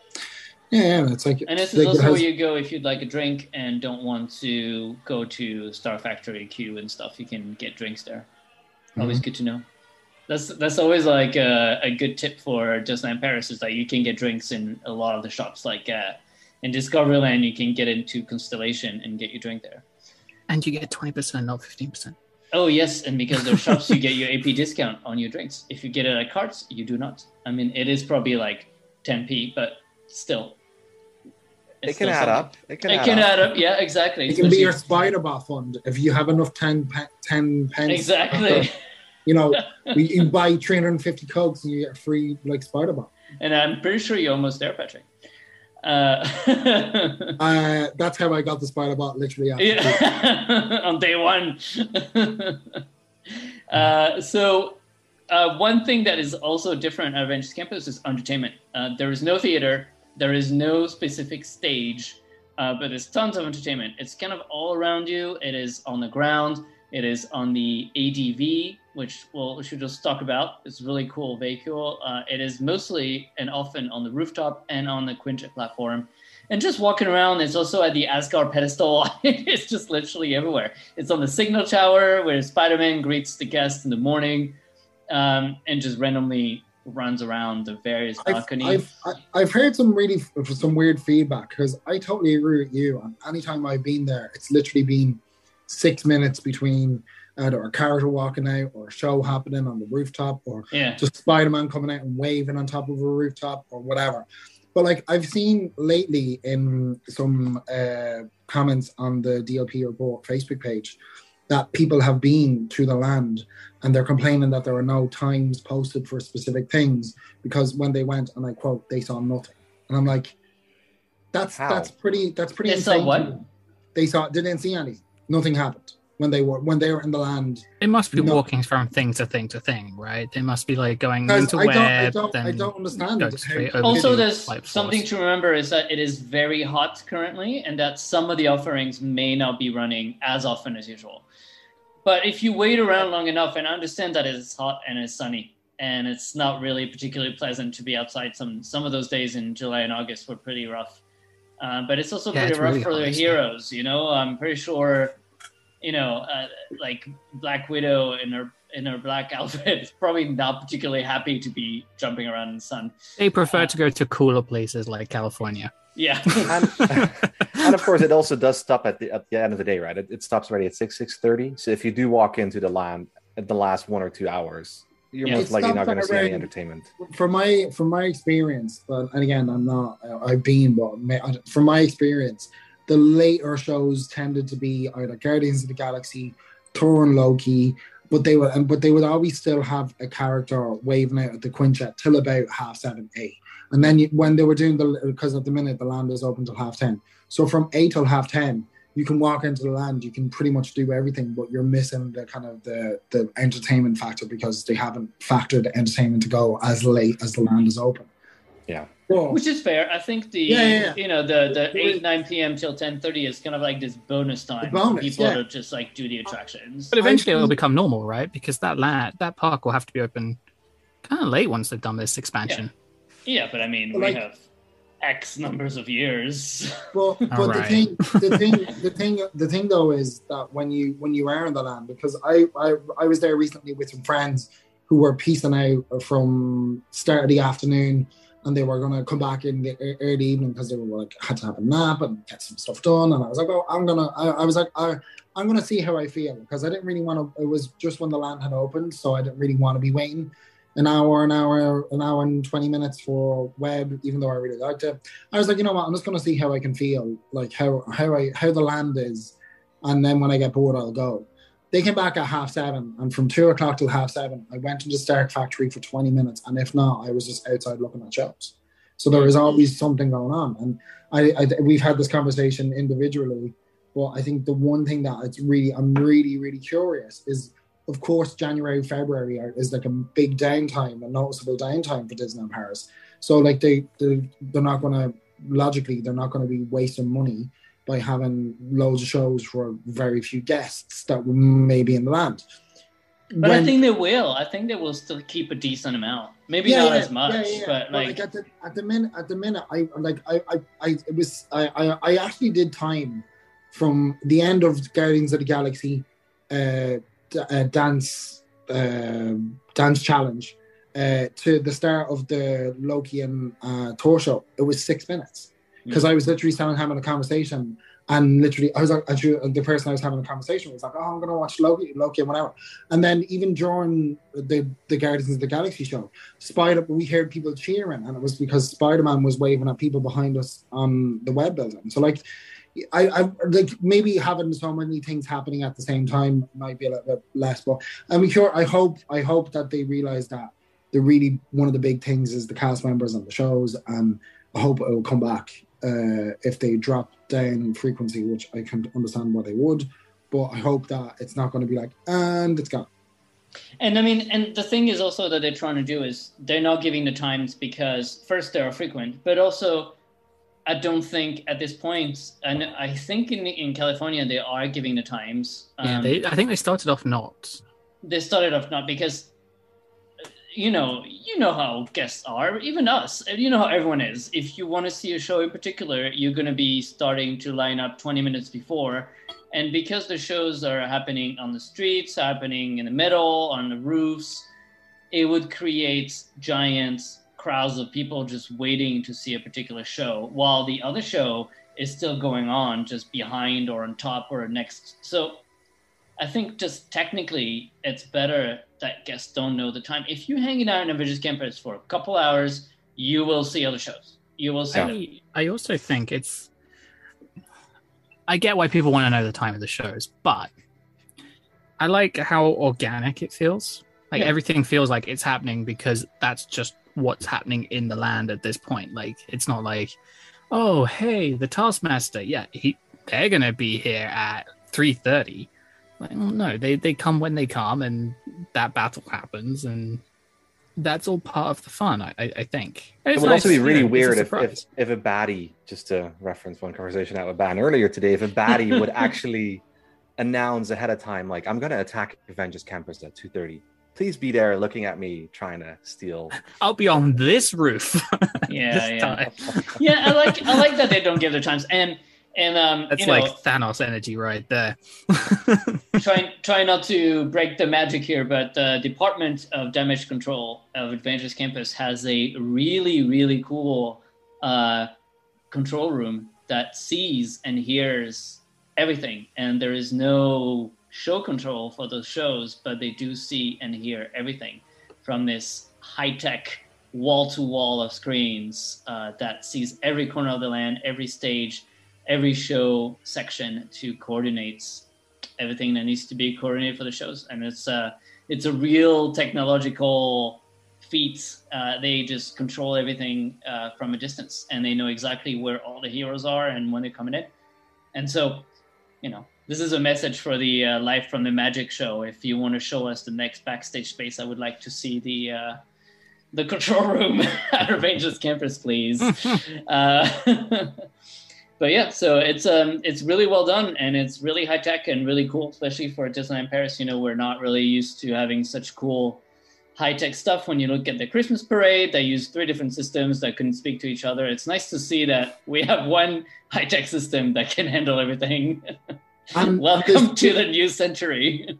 Superhero Alliance, the like Black Widow and Black Panther show is for me like way better than Superheroes United. Remember the show in Studio Theatre? Like it's so much better. I think it's because they're a bit further away or a bit further up. It doesn't look like play fighting. It looks like there's some really cool stunts and really cool acrobatics that happen. And you're like, oh my God, that actually looks like a genuine thing that I could see in a movie. It's not like, wait and hit me here and then I'll roll. And then it looks a bit kind of cringy when you were seeing it on a stage. But when you're seeing it on top of a rooftop, I don't know either people got better or it's just... No, because it's real, because it's organic and it's a real place. It's not framed in a, it is not a... It is a set, but it is not a set. This is a real building. This is a real lab that was part of... There's a whole storyline behind this whole thing. You got to play the game, of course. We all know that it's a land in a theme park, but when you're in there, sometimes you can catch yourself kind of forgetting and being like, oh, wait, oh, right. This is not real. But, because you see all this happening and you're like, oh no. So it's really well done. And the way they come out, they come in. Let's talk about the training center. The first time I walked in there, I was like, holy shit, this is the best waiting room of the resort. This is the best entrance ever. It is sleek marble, wooden benches, cool lighting. They have this Zen garden in there. The reservation system for the meet and greet is weirdly not causing any drama, which... Well, I've seen some people complain online. They're like, we don't like it. I'm like, but is this the best way? You can reserve the time. Right. And you just do your thing. You get a notification. You walk in. You sit down. Because do you want to queue for 6 hours for a hero? Exactly. You're not even going to know which one you're going to get. No. Here you can just enjoy the land. You can even go in the other park if it's like a 3-hour wait and come back. And an added bonus, if you're not in the land, it gets you in. Exactly. So just remember with Elsa and Anna when they first came out was like 320-minute wait sweet Lord, to meet them. Like that was fun. Why? I don't understand how they have tried that for Princess Pavilion and it never worked. I think maybe because Princess Pavilion doesn't have enough capacity to be able to handle several. Well, no, they built fast pass machines. But that they built them. They had them turned on for one day, and then they went. Not but everyone was running in the morning and queuing 2 hours to get that ticket. And then you Right. had to queue again at the time that you were coming in, and people were like, "So I've queued 2 hours, and now I have to queue another hour for this. I might as well just queue 3 hours." Yeah, but I think look, now they've rolled it out. They can do this. Like if they I think this queue system should come to Princess Pavilion. Like, why not? Yeah. and me Mickey, why not there too? And Mickey, D23. absolutely. At D23, they're going to announce a new updated Princess Pavilion for Disneyland Park. Imagine. If only. If only. So yeah, I mean, Hero Training Center. Just it is a meet and greet, so it is what you expect. But just so many cool things. Before you get into the room, you have all those lockers, which are the lockers where all the different Avengers store their stuff. Because you know what, the Avengers, they're just like us. They need a gym locker, and they just put their stuff here at the training center. Speak for yourself, Ben. I do not have a gym locker. You don't have a gym locker, no.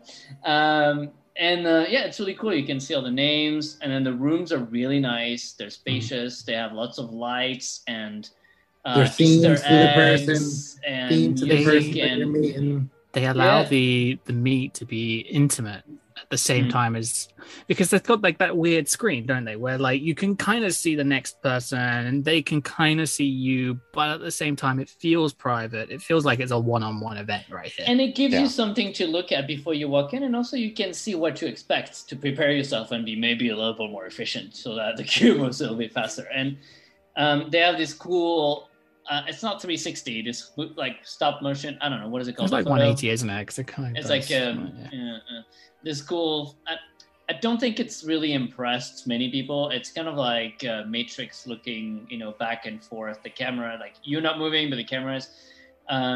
It's an add-on. It's not worth the €15 that they're asking. I don't think it's worth the €15. I feel like this is something that is going to be. I feel like it would have been cool if it was taking a video. So, like, I don't know, maybe you were like, jumping or something. I don't know, and like it was taking a video of you jumping, and it was rotating around whilst you were doing that. That would be kind of cool. Yeah. I mean, it's not bad.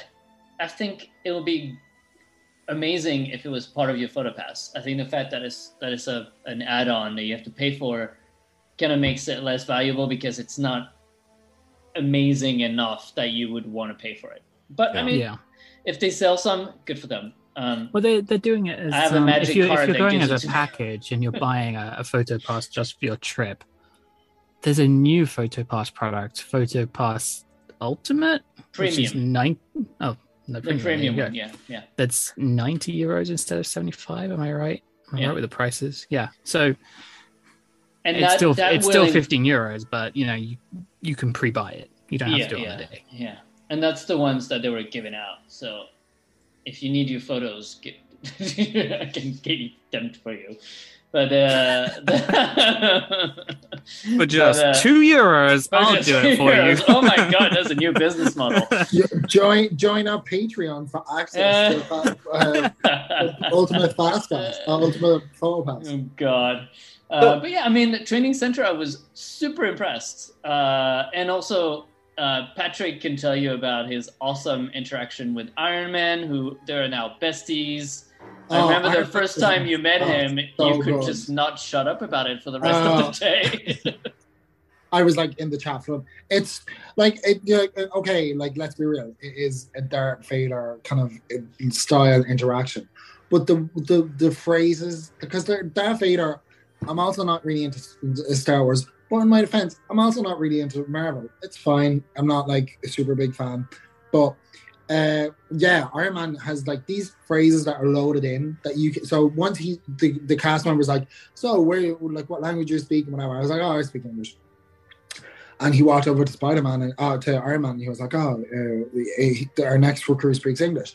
And then you can literally hear him. He's like, activating translation, blah blah blah, and then he starts talking the language, like either English or French to you, and just the phrases that he comes loaded with. It was like I literally had a conversation with Iron Man. He was like, so like, who's your favorite Avenger? Like he's pointing to himself, so I like Spider-Man, and then he was like, no, I'm going to ask you again, who's your favorite Avenger? And he keeps pointing himself. And I was like, oh, Iron Man. And he's like, oh, I knew you were going to say that, blah blah blah. Like there's like so much chat. He's like, what have you been doing? Like, have you been enjoying the campus? Blah, blah, blah. Like, there's so much stuff that he can just sit and chat to you about. And then he's like, oh, like, do you know what time it is? I'm like, no, what time is it? You're like, oh, it's photo time. I'm like, oh, it's just insane. And even so you're doing this whole like big interaction with him and he's like chatting to you. And I've seen even when Iron Man is down at the Quinjet, he will literally, like, even though he's above the guests, he will literally like look over and wave at people. And then sometimes when they're talking to him, he'll activate his translation mode to either speak French or English to people, and he's interacting with the guests in the crowd below.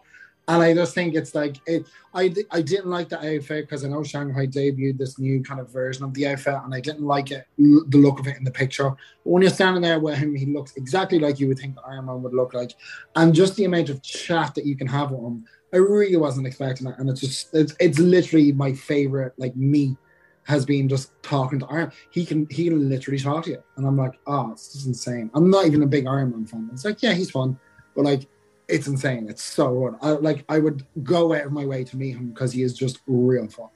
And to tell you how Training Center has been, loved, Tom Corliss even said that this could be the best meet and greets in the world.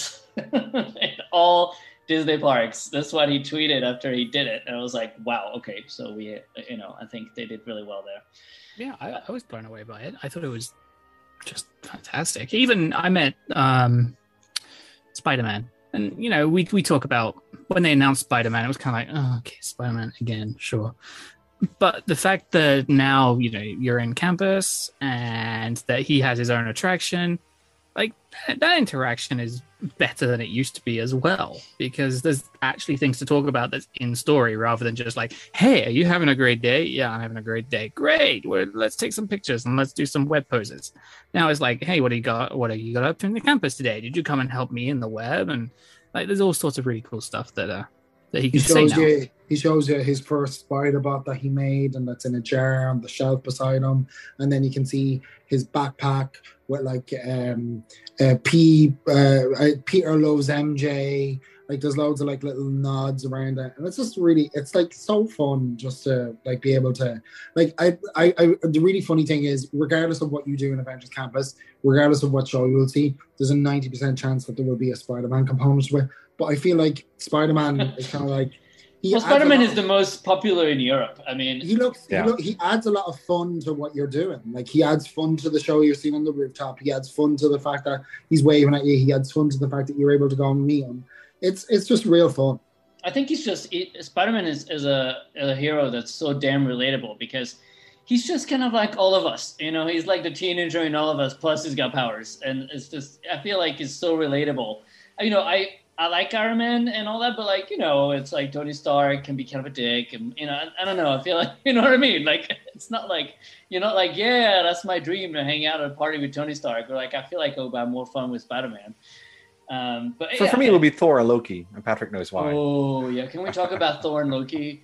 Thor and Loki have been knocking it out of the park at Avengers Campus. Every time you see them, they're just hilarious. Like, Thor has embraced his goofy side, kind of like in the latest movies, and Loki is always somewhere behind him, just being like throwing shade. He's always rolling his eyes. Every time Thor speaks, you have Loki in the back who's like, ugh, so fucking annoying. You can see like the annoyed, like, they're so good together, really funny, and they'll take selfies with you when you walk around. Like, they're super friendly. Just even that little show was like a real surprise. It was a thing that I hadn't really heard too much about. So when I saw them actually doing it, I'm like, whoa. So like, Thor and Loki, I know we were talking about times earlier, but like, they're usually out in the afternoon or late afternoon. So, but like, it's always something new is happening, and something like, I don't know, coming out to take selfies, or they're coming out to do the show, or they're coming out to like, to do the heroic moments. It's just like real fun. And at the Asgard pedestal, there is this, Sword in the Stone upgrade. I mean, Sword in the Stone is a show, I don't know exactly when it started, but I'm pretty sure it was a Disneyland, maybe not original, but like back in the day type of show.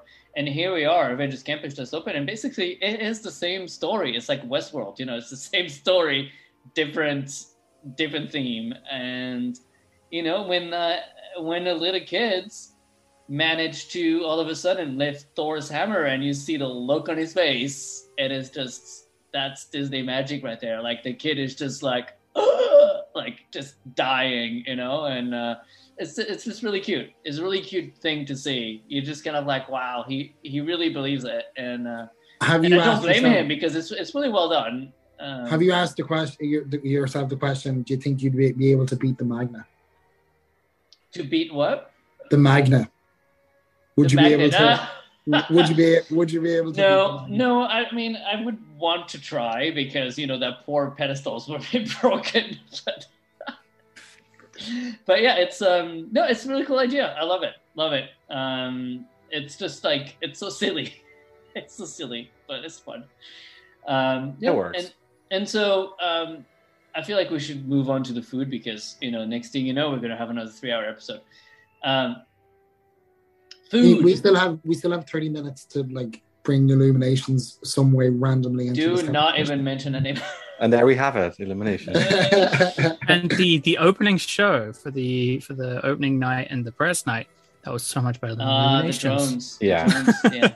Yeah, that was great. Should be every night, and we should get rid of Illuminations. I was actually speaking to someone who works a department on Avengers campus, and they were like, "Were you here for the drone show and for the fireworks show?" I was like, "No, but I seen it online and whatever." And the person was like, "Oh yeah, we really, really, really want to do it all the time, but budgets and blah blah blah." So, I think they're quite proud of the fact that they were able to launch it with such kind of a cool show, and I would like it if they were able to, but I don't feel like it's the thing that I'm missing from Avengers Campus. I love the idea, but I'm not like, oh, this would be so much better. I think it would be cool, and you had that great. I don't know if you saw. I think Josh put it on his Instagram story where he's stood in front of it. He's like, whoa, I'm blown away by this, and you could tell it was genuine. Like he actually was blown away by at least the drone tech. Yeah. I mean, we all know it's the future of what's coming to parks. Like that is the technology they're going to be using in the future. And to be honest, I mean, the Studios Park really misses a night show, right? And this really was like 2 nights separated out, was really something that you could give the fans. Like, this is a park you can also spend the rest of your day in and have dinner. It doesn't have to be a full experience either, right? It can be like an adapted version. Yeah, for sure. Or it could also only be on the weekend or every other day or whatever they want to do in Paris, which they're pretty good at. It is planned for the lake. But then just keep it going. Because you're keeping the land open until what, 10:30? No, but I mean, this is planned for the lake. When the lake opens, we're gonna have the night show at that time. So I don't think when they open Avengers Campus, you've got something in the meantime. It's good. It is insanely expensive. It is more expensive than a fireworks show. And so but I think we can lose Illuminations. It's fine. I don't know exactly what the discussions were, but apparently, the management team at the press night was like, "This is amazing. We have to do this for Josh and and the fans, of course." Well, but so they did it for Josh because, and if you've seen Josh D'Amaro's stories, he was just literally like a 5-year-old kid. He was tearing up. Like he was it like, actually sounded like he was crying. This is amazing. I was like, oh my god, that's cool. Send more budgets, Josh. Send more budgets. You have them somewhere. Where's the checkbook? and to that point, though, like a lot of the fans always complain, "Oh, we weren't on a press event or we weren't on an opening day." We want to experience the exact same thing. So why not indeed bring this out once or twice a week until we get the lake show and have people experience it? Because it's a whole different experience than Disney D-Light on what we do with Illuminations, which we can get rid of. But it is risky. Yeah. It is risky, I think, capacity wise. I'm not trying to be the Debbie Downer here, but if you do it like only once a week, if you do it once a week, literally every single guest in the resort will try to enter Avengers Campus. Yeah, but I mean, it's the same in Anaheim. Anaheim has similar things, right? Where they all of a sudden on September 2nd will stop with the fireworks. It just becomes a projection show during the week. Paradise Pier and Main Street have different capacity levels than. But I think there's a conversation that could be had, and Arvid, you were mentioning, just do it on weekends. Well, if you just did Illuminations with fireworks on weekends as well, all of a sudden you've got 2 places for people to be. Yeah. And not everyone's going to pick Avengers Campus every time because, let's face it, the castle show is still going to be the one that a lot of guests are going to pick because Sadly. it is the castle, and that's just it's like the thing, right? You go to Disney and you see the fireworks by the castle, and that's like magical and all of those words that people associate with Disney. And you could have this other thing happening in the other park. I mean, first of and all, you can I see can't it believe from Production Courtyard as well. Production Courtyard is massive. I cannot believe that you managed to bring this chat back to Illuminations. But Patrick's like, yay! The 900 subscribers demand. It's literally Illuminations, the podcast. No, I believe the real topic everyone is here for is the toilets, and it is on our list. It's coming later. But let's talk about the food. So the Pim Kitchen. Okay, Pim Kitchen. So this is gonna be like a tougher part. Pim Kitchen.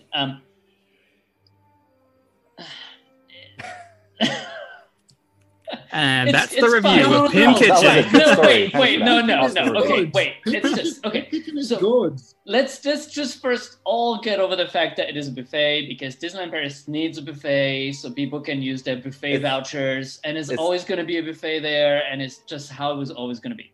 Are you just throwing shade on me here because I'm just the one that really hates buffets? No. Buffet vouchers need to just go. I am right? not a and I know that particular Disneyland Paris fan, love and them, but I don't just give them understand- quick service vouchers. Like, just get away with it. I don't I understand finished what type of guests love buffets because, for example, I'm planning to bring my parents this fall, and I already know that like my parents are gonna be like, "Oh, what? No, we're not eating at a buffet."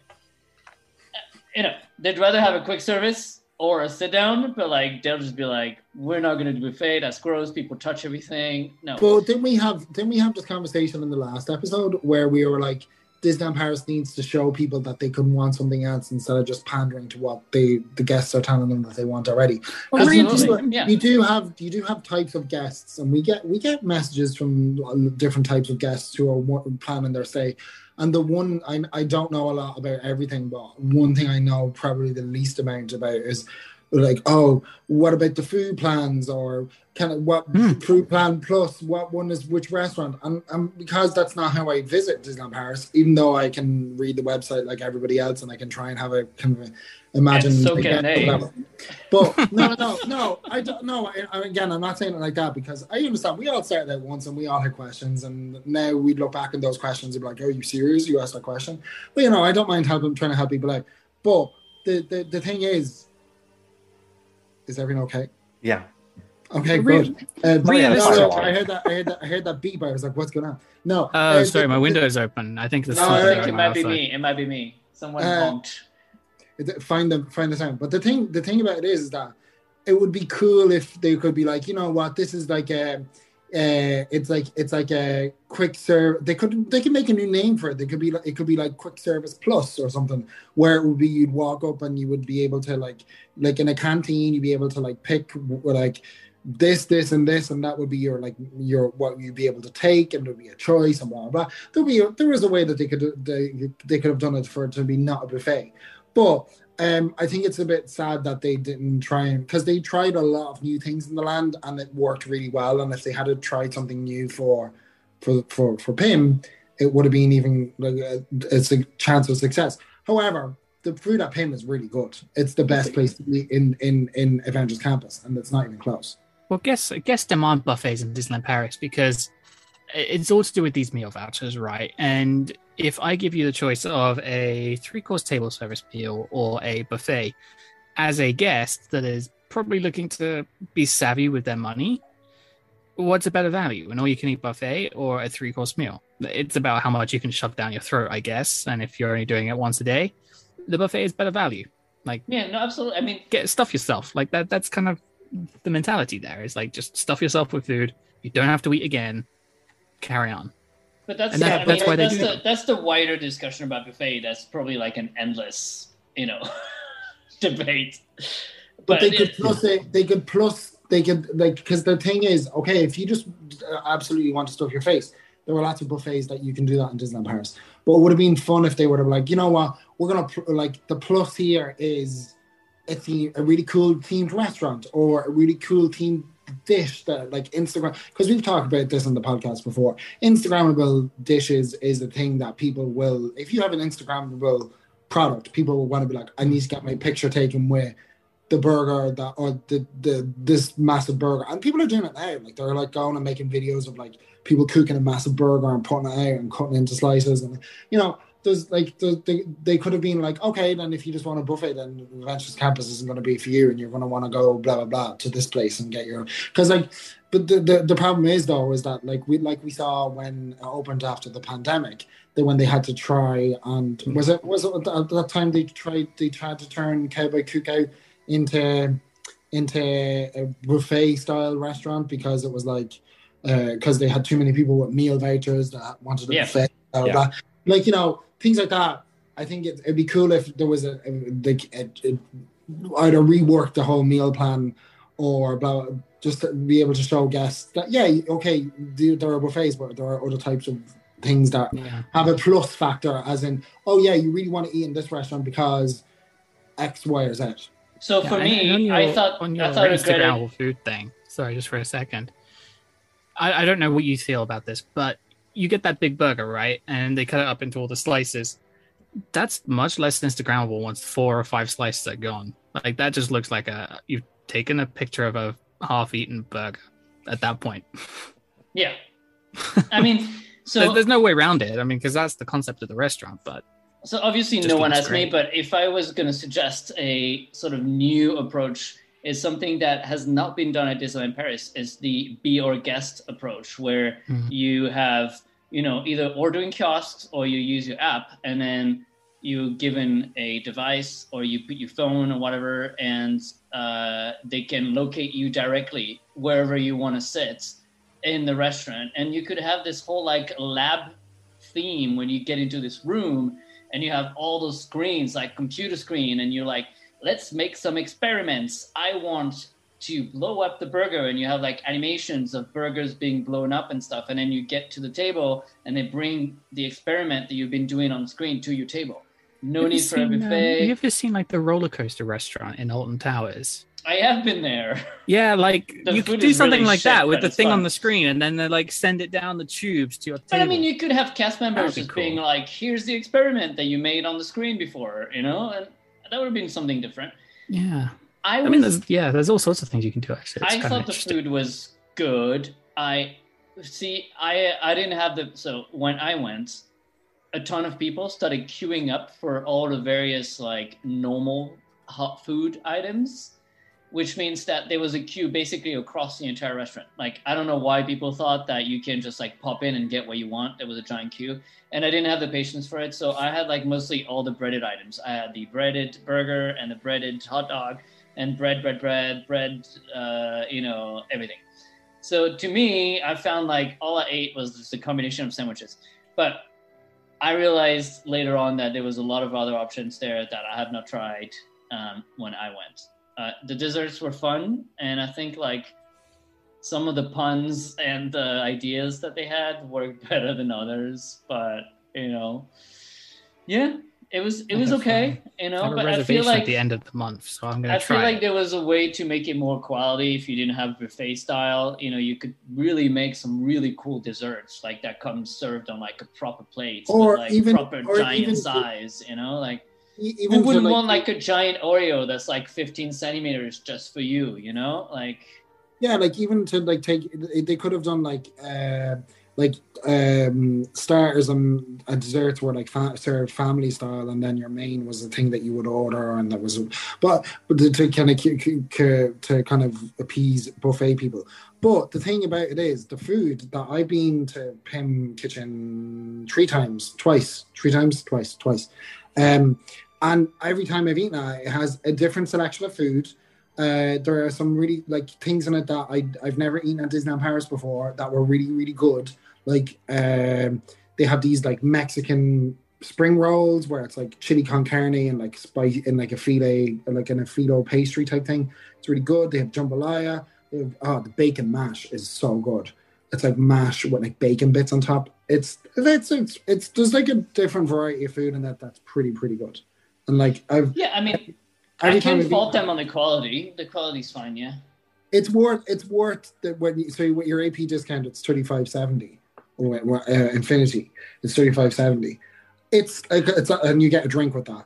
That's a lot, but you know, if it and I think the only thing that I would say, because before we talk about the other places, it's just a shame to eat something actually decent in Avengers Campus. It costs €35.70 because I don't worry any of the other places that you can get food. Oh, okay. And also, let's talk about the theming. I think the entrance is really cool. And they have a few fun things like the tubes that connect with the particles and all that. We didn't get the conveyor, you know, the pretzel conveyor belt thing. It's replaced by a screen. And I think a lot of people were kind of disappointed by that. I think it just doesn't really land. It's fine. It's cool. But I mean, you really have to look at it and realize what it is. It really feels like kind of a budget cut. I think it would have been cool to have some like moving items up there, but hey. Otherwise, the room is pretty cool. They have this amazing dome. They have all those like funky posters, which are fine. So yeah, I mean, the theming is pretty cool, and I think the outside of it is awesome. It looks like a giant bunker. I mean, you cannot recognize the Restaurant des Stars Rotunda at all. Well, from the outside you can though. I was looking on the outside, and I haven't you been see the inside shape of it, but I mean this giant concrete thing. But to that point though, you could always sit halfway inside, right? When you would grab a snack on one of the stands next to it, you could go inside and sit in a little circle. At this like stupid cafe thing, is it? Yeah, that is cafe. Well, that is still there, as in like they still have that round thing, and then you notice that is protruding a little bit, and then you have the rest of Rotunda, whatever you want to call it. It's still that's still there. That framework is still there. But I mean, I think they've done a really bang up job, like changing that building. I can see an in just background, which is really useful. I have a zoom background of the Pim Kitchen facade. Yeah. There it is. So now we can just all look at it. I think they've done such a cool job changing this building into like a lab. It does look cool. I haven't eaten in there yet, but I have a reservation for later in the month, so I'm looking forward to it. So down the road is Stark Factory, and I mean, this is where like business has been happening. I don't know what that means. I'm sorry. I was going to say, what do you mean? Well, actually, if you do need that, you can do it between the two restaurants. They've done this really cool hallway that connects Pim Kitchen to Stark Factory. It's an inside hallway, and in the middle are the toilets. So you can enter the toilets. We're doing the toilet talk. Okay. You can enter the toilets from the main road, but you can also enter from this back hallway that's new. Do you reckon this is why they make you pay for Pim at the end of the meal? Because if you manage to sneak other people in, they can be like, "Oh, okay, at your table there are X amount of people," and then that way. Maybe no, actually. There was a guy from food who was there, and he was talking to his, colleague, and he was like, yeah, we making people pay at the end because it feels more upscale. Yeah. I think it's nice because, you can buy wines and things like that, and like you don't want to constantly have to get your card out and pay. Like just pay once at the end. It's fine. Yeah, I mean, that's fine. But so, through the hallway you can get into the Avengers toilets, who are pretty fine. They're just like sleek gray, whites. They're kind of use standard issue refurbished Disneyland Paris toilets. Every Avenger poops basically, so we know that So Avengers... there's are you one sure thing about that? And we don't know. Groot can't poop.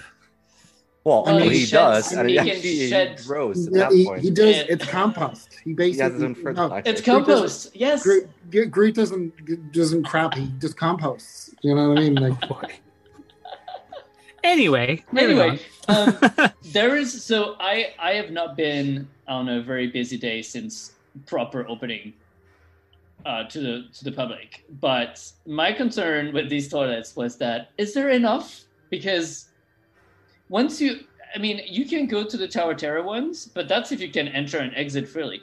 But if you're stuck in there, I feel, not in the toilet, but if you're stuck in the land, I feel like this won't be an issue once the land is like free flowing. No, but I feel like it would get pretty busy in there because that's the only toilets for 2 restaurants, 2 attractions, meet and greet, entertainment, all the food trucks. Like people come here to like drink and eat and all that, enjoy the attractions, and there's only 1 restroom. I don't know. I just feel like, oh, hi, Christina. I just feel like it's not a lot. Anyway, clearly no one has a comment about this, but I'm quite happy with the toilets. They did a good job. Arvid, you wanted to talk about the water fountain. Well, yeah, just to quickly go back to the toilets, right? Because you're saying, is that enough for 2 restaurants, 2 rides, and whatever it is? We didn't have any more in that area before, right? This was also the only ones we had. No, but I mean, before, like, but who was going there? Not before? True, but yeah, but at least like they just like waited out and said, well, it's the same. But moving on to the water fountain, I mean, great that we have it, but who came up with the water that comes out of it? That is still the rancidest water that you can have. Is it? It just tastes and smells like chlorine. It does taste pretty chlorine, but even in the restaurants in Pim, we got a jug of water that came out in like a test tube thing, and it was really fun. But it tastes chlorined AF. The difference between the water fountain and the restaurant is the water fountain was free, so it tasted great because it was free. I was just thinking, like, because I heard that on the preview day these comments, and I was thinking, well, maybe it's because the piping's new. But if it's still happening, then it's the same as what you get in California. When you go to one of the water fountains there, it's chlorine that you're just drinking. It's disgusting. Mind you, it is a great water fountain. It has 2 drinking fountain and 1 bottle refilling station. It looks sleek. It looks cool. It is the future of water fountain in Disneyland Paris, and I'm here for it. You can fill up your water bottle without having somebody's face that's just absolutely like licked the heck out of that water. Although fountain. I have seen people sticking the entrance to their bottle right up to it, and I'm like, guys, come. Yeah, don't touch the tip. That's a great tip for a lot of things, Ben. You know, just be careful of the tip. Yeah, that's gonna be our new tagline for the podcast. And Arvid is like, "What have I accepted to do? It is half a." Hey, look, he's completely he's like, now a part of the team because you know he said the words just going back to toilets. So don't touch the tip with your tip. Anyway, so we've lost Arvid. But yes, please put a Brita filter in there, and possibly an antibacterial filter apparently because people touch. Anyways, moving on.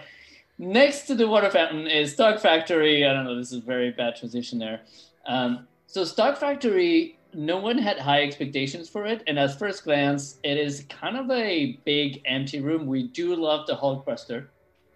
Mm-hmm. Yes. But then when you go to the right side, it's like, what happened? Like, Peggy. I mean, everything happened. It is Peggy Carter's office and a SSR, I need to work on my model. SSR, yeah. SSR, former bunker, and we have photos and props and lights and just everything in there. That is just such a combination of Easter egg, which I understand from characters that are not really represented anywhere in the parks before. So very cool, very surprising, I think, and no one has told anyone about this before opening, so it was just kind of like. But when we did go on press night, when we did go to a Stark Factory, I can't remember which cast member I was talking to, but they were like, "You have to come to Peggy Carter's office." I'm like, "Who's up? What?" And he took me to that room, and then I posted it on Twitter, just kind of like, "Oh yeah, there's this," and then everyone on Twitter was losing their shit. I was like, "Oh, this is cool." But yeah, very well done. The only thing I'll say, and that in true Blockbuster Cafe fashion, it is kind of weird to have one side that is like super themed, and then the other side that is pretty much not themed at all. An homage to Backlot. Right, but the left side is still kind of a nice area to eat in because they have this new extended room, which has sweeping windows over Stark Plaza, and you can see the shows, you can see the heroes coming in and out. You can charge your phone for free if you know where the plugs are. All right, you can judge people walking by. There's a few of those in the arcades too. They have good air conditioning, and it is a great room. I think that's like the good part of the left side. But the right side is definitely where you want to be if you want to like see some Easter eggs and get some like Marvel content. Just make sure you bring your own sandwich, food, snacks. You know. Yeah, so I just make didn't sure- mind the Why? food, actually. A Star I- Factory is not gross. Oh, I come on, quite guys. like- Come That's on. okay. I like the pizza. Come I was on. eating the pizza and I had it several times and I think it's pretty good. Yeah, I had it one I was time- pleasantly surprised by the pizza, actually. The one with the rocket on the top. Yeah, and the pretty good. ham. And the ham and I had rocket it are one really good. time. I had it one time and it was free. And even when it was free, I was like, I don't think I'd pay 14 euros for this. Well, Same. okay, wait. Same. So here are two different. These are two different things. Is it value for money or is it good? I think it's good, and it's Yes. a good meal for Disneyland Paris for a quick service. I think it's Oh, the good quality. pizza is good. Like, I think it's. I mean, I wasn't like Listen, I have had the pizza at Colonel Hattie's. Pizza This Planet. This is not it. Like Colonel Hattie's is basically. When you like It's- forget a it's- piece of no, toast it's a- and then you put ketchup on it, that's Colonel Hattie's. It's a step Like- up, but it's still pretty poor. It's not like but then again, this is my own personal taste. If I had to eat in the land and I had no choice and I had to spend the whole day in the land and I needed to eat something and I had to buy something, okay, yeah, I'd probably get it. But if it's not adding something to like, oh, when I'm in Walt Disney Studios Park, now I have a solid option instead of just having to go to Uncle Lise. I picked that over. I mean, I would every time. definitely No. go there instead of Uncle Lise. Oh my god. Hang on. I'm just saying. I would eat rocks before I eat Uncle Lise. No. My own personal opinion is I just can't. I can't justify. Like, I'm not gonna eat it because it's. But then, okay. The second point that you make is it value for money? Is it 12 or 14? 14. 14. 14. Yeah. For the one 14. with the rocket on, it's 14, yeah. So I agree with you. I agree with you that this is a 10 to 12 and not a 14. Like if it was like 11 euros with the AP discount, you get it down to like 8, 9 for a slice of pizza in a theme park for that quality. I would say yes. 14, I think, is too high, and I don't know what they're thinking. I was really pleasantly surprised. I took the first bite at the pizza and went, you know what? That's not bad. That's okay. Well, and for me, it is a solid meal, but it's not good. And then for the 14 euros, I would have expected either to get a drink with it or have a side salad instead of having to pay separate again for the side salad. When I saw the price, I just sort of went, oh, okay. Yeah. I don't get their pricing, especially, this is 14 and then the whole unlimited PIM buffet is like what, 40? Yeah. 35, 40, 38, I don't know, something like I that. think it's 42. 35. 40. So I feel like, what is the math here? Like, this is one slice of pizza. You can have like 20 of those at PIM. Anyway, so. And the pasta was fine. So the It's kind pasta. of tasteless. The pasta is fine. What I didn't like, and I hope they worked on since I saw them do that, is that they literally take out the giant plastic bags of sauce and just go into the thing. And I'm like, okay, is there somewhere else you can just open the plastic bags? Not in front of the guests. I think that would be nice. The salads, I've tried the one with the poached eggs. It was kind of nice. It is very like spicy salad, so you got to be into that. I couldn't finish it because to me it was just like too much. I was like, ugh, this is too peppery. But the Thunder Cake dessert was disgusting. It is fine. disgusting. I mean, I am Oh, not I a found fan it of fine. it.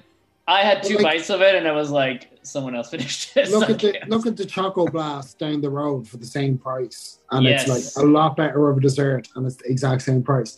I know Disneyland Paris loves a little mousse as a dessert and loves charging you €5 for it because they're doing it in the exact same, like, they have the exact same kind of mentality in other restaurants. But I just think for €5, I really thought they could have tried to plus it a little bit, and they just didn't really. Whereas when you see The one in Casey's Corner is much better. the Choco Blast, Yeah, and also Yeah. like it's since they for one time for Halloween they made those little pumpkin mousse cakes and everyone was like, this is awesome, and then that's all they do now. It's like the shortbread cookies. When we had like a shortbread cookie the shape of a character, people were like, oh wow, that's new and awesome, and then that's all they've been doing. So Or Now they break out the printer and they just print it on everything they have. Yeah, I mean, I'm pretty sure this mousse thing is like probably from a specific provider that makes mousse cakes. Like, anyway. I mean, the print isn't exactly Marvel, is it? It's like just some lightning bolts, isn't it? Why is it a I don't get it. thing? I don't get what the link is. I don't get it. Like, doesn't make any sense. Or lightning. Well, that's Zeus. I don't even know. Where's my giant Stark Factory logo? Like, where is the Stark Industries? I feel like, Tony Stark, he probably likes some kind of like black and gold chocolates, New York Star layered, there you go. go. Layered chocolate cake with a Stark Industries logo on top, like you're like at a Stark Industries event, like it's something chocolate orange cake where it would be like literally they could make it as one slice would be chocolate and the other one would be orange or red and orange for like Iron Man or whatever. They could make it as a big cake. They could cut it into slices. They could put it onto a plate, and then on the slice that they give you, they could just put like a Stark Factory chocolate logo on it, and then that would be your dessert. And I feel like that would be even more satisfying. Yeah, that's true. Yeah. Yeah, I don't know how they came up to that conclusion. Because those Plaza Inn cakes at Disneyland, they're always really cool. Oh, also, like the Chocoblast from the Super Diner could be sold here, and I think it would be a huge hit. It's really nice. Let's talk about the Super Diner. No, I still have 1 point for Stark Factory though. The thing I do think is great, and Ben and you and I had a discussion about the whole like making pizza on site, and I do think they should make it more prominent. The fact that we can smell it from the moment you walk into the line, you can smell fresh pizza, is amazing. And it was really cool actually standing there at the counter, and they hadn't got the pizza that I was looking for, because I was looking for the one with the rocket, and like the pizza comes out of the oven, and then all of a sudden you've got like 2 cast members just like putting all the toppings really fast and actually kind of on top of that pizza. It's kind of fun to watch. Yeah. I mean, it is fun that they're making a lot of things on site, and then it's not just coming out from frozen. I'll give them that. Is it worth the extra euros? I'm not sure. I think there's a price adjustment that needs to be done there. But you know what? I mean, it's not that expensive to make a pizza. Let's be honest. It's selling out. It's probably really popular. Like, people are not going to stop going there. So the price. I mean, it's that or on coulisses. I mean, let's face it. You're going to pick Stark Factory. Of course. Well, and to that point, like what you're saying, like maybe it's a couple extra euros, but you still have to make the pizza, right? So they either make it on stage or off stage. So to me, that doesn't add to the cost. No, absolutely. I mean, there was definitely an effort there to be a bit of like of a show kitchen, which is something that they've never done for a quick service, which is cool. That's nice. Yeah. Because all the other quick services, you don't really see what's going on back there. I mean, you see kind of like. You also don't want to know what's happening. You don't want to know. Like at Fuente, you see them cook all the Hakuna Matata chicken, and you're like, what's that name back there? And there they even like unified the costume, so it's just like, hey, you can wear a different scarf, and that works. I'm pretty sure. Talking about that, I was wondering if they're not just reversible. Probably are. They have little vests that they wear on top of the shirts, and I'm pretty sure those are reversible. That's really smart, though. So you have one costume, you just make it reversible. And I mean, at La Fuente, we did have the show kitchen, right? Because you were able, before 3 years ago, you could still get the fresh veggies that were cooked for you while you were standing there. You did. They had the thing on the side, right? Yeah. And now it's like a curtain. Anyway. Yeah. This could become the margarita bar. P.S. If you're listening. So you can just come in and get margarita and nachos and not have to wait in the main queue. They could make 2 margarita bars. One on each side. Do they want money or not? We need the seat tickets. Anyway. So Super Diner, Patrick, you are the only one who ate there. Did you eat there, Arvid? No, not at all. No. I think it's pretty solid. Yeah, it's good. It's a sandwich, and there's plenty of meat in it, and it's made fresh to order, and they use the same mustard that they use in everything else in the land, which is pretty disappointing. But so that way I just know I need to ask for it with no mustard the next time, because I did see someone actually request no mustard, and they were able to fulfill that request. Bring it on. Yeah, just put like extra ketchup and stop putting mustard on it. But it's lovely. It's very tasty. €11, I think it was how much it cost. Which is kind of crazy that a slice of pizza is 14, but a freshly made toasted Reuben sandwich with a ton of meat inside is 11. What happened? And the place is a lot more exclusive, right? I mean, because you have more of an experience. Yeah. Yeah, and it's never particularly busy either, because I went one time, the first day it was opened, I went and I got the Reuben and a Coke, and I think with my AP discount it came to like 11.70 or €12 or something stupid like that. So like I was pretty happy paying that much for the sandwich that I got. But then I was like, oh, I want the chocolate blast, and we don't have it. So I went back the next week and I was like, hi, I just want the chocolate blast. Is that okay? And they're like, yeah, sure. So like they weren't like making you like, no, you have to like buy a meal, or you have to buy like more than just a dessert. So like, you know, they don't seem to ever have. I even managed to get a chocolate blast to go. Once I was like, can I take this to go? And they're like, normally we don't do it to go, but yeah, you can have it.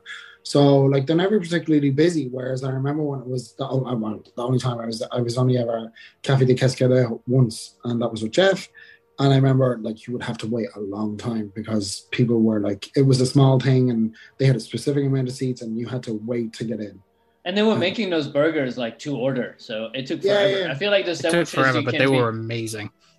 Yeah, and I know a lot of people wanted the shawarma, and some people wanted the burgers back. I mean, it is what it is. I think though the shawarma. Talk about trying something new. They are trying something new there. Yeah, but I totally agree. I think what for me where they need to really try something new is with that hot dog stand, because because I understand the reason why they were like, okay, we have to have something that, like, you know, because they are trying noodles with the web food truck.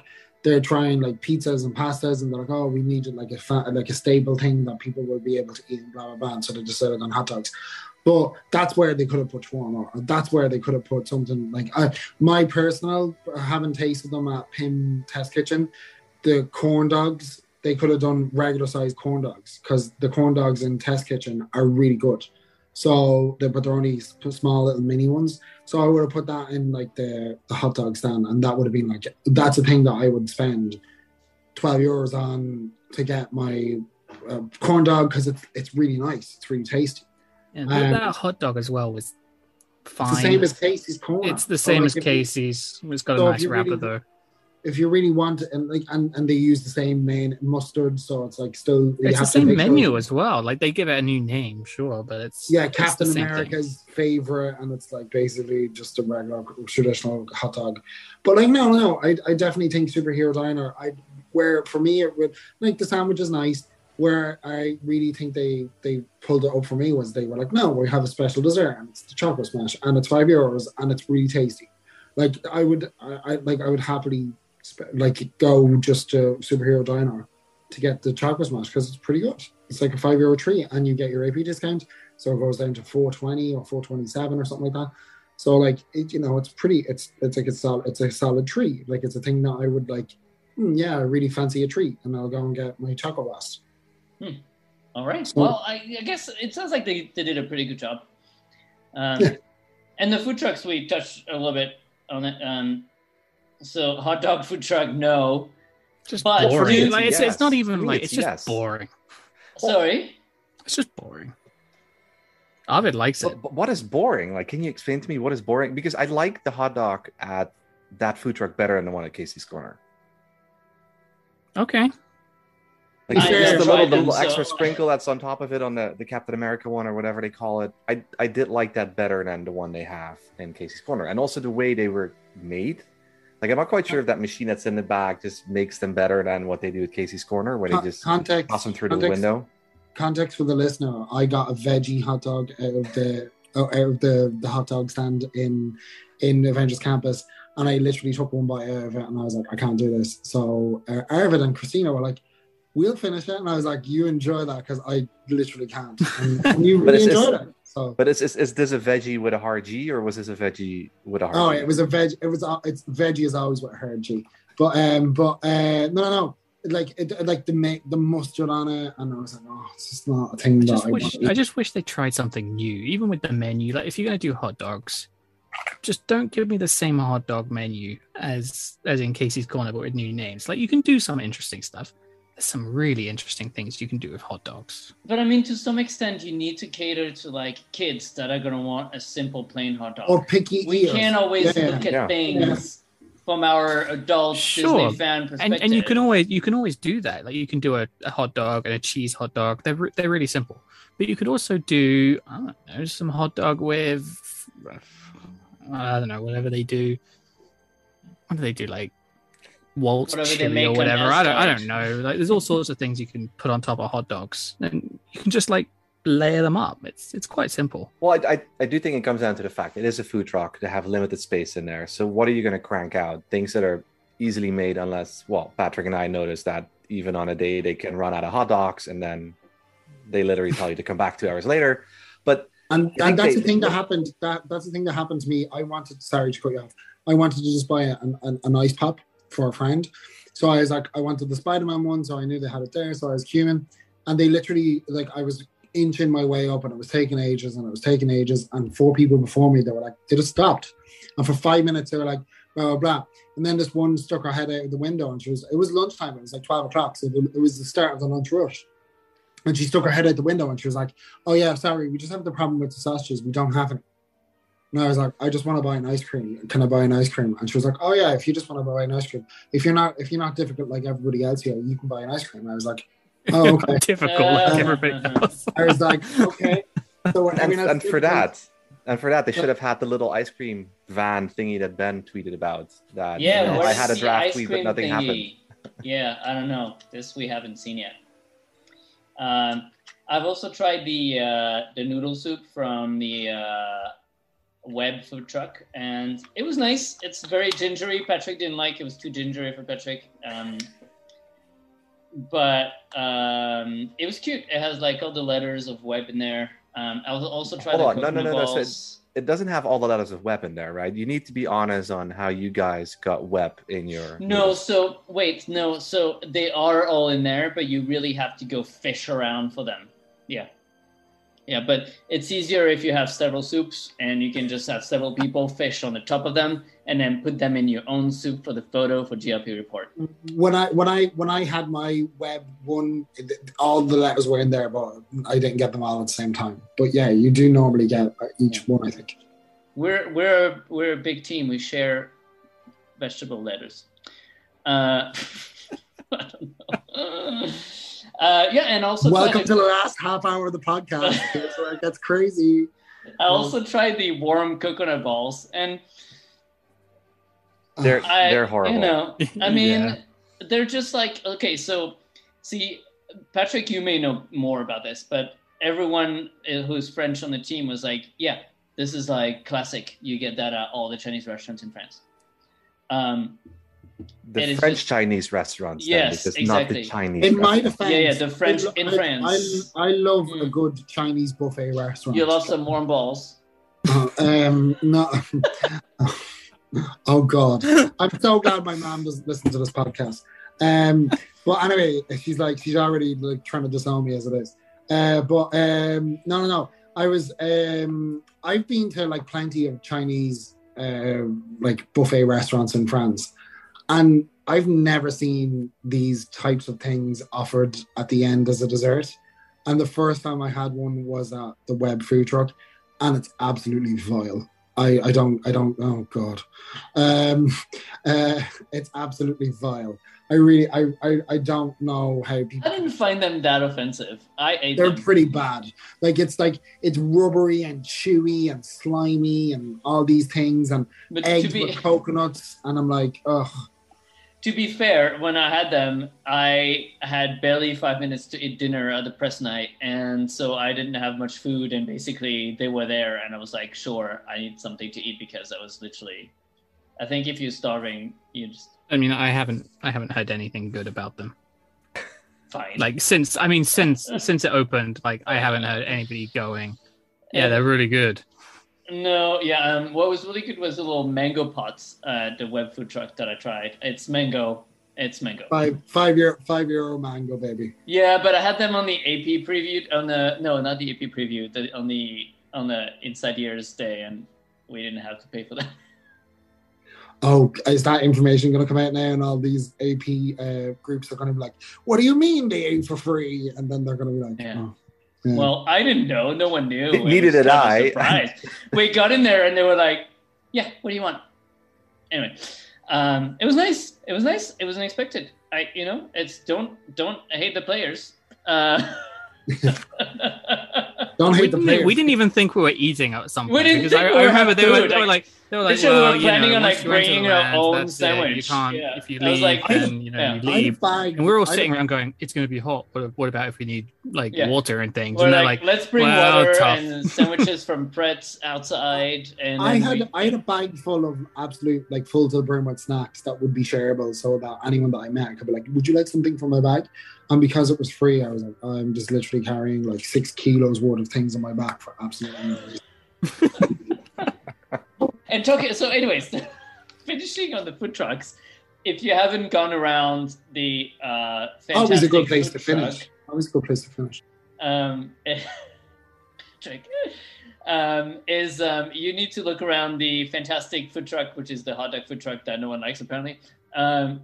To look at all the photos and all the stickers. Sorry, Arvid likes the hot dogs. So if you see Arvid, I just think they can do better things with it. I don't know. But the truck has photos of legend Beth Clapperton as the owner of the food truck, who's traveled around the world. They're all photoshopped, but they're all very funny. And the food truck has been to Anaheim, to New Asgard, to just about everywhere on the planet. And they've done a really good job. All the stickers have a million Easter eggs. You can spend the afternoon looking at all of them.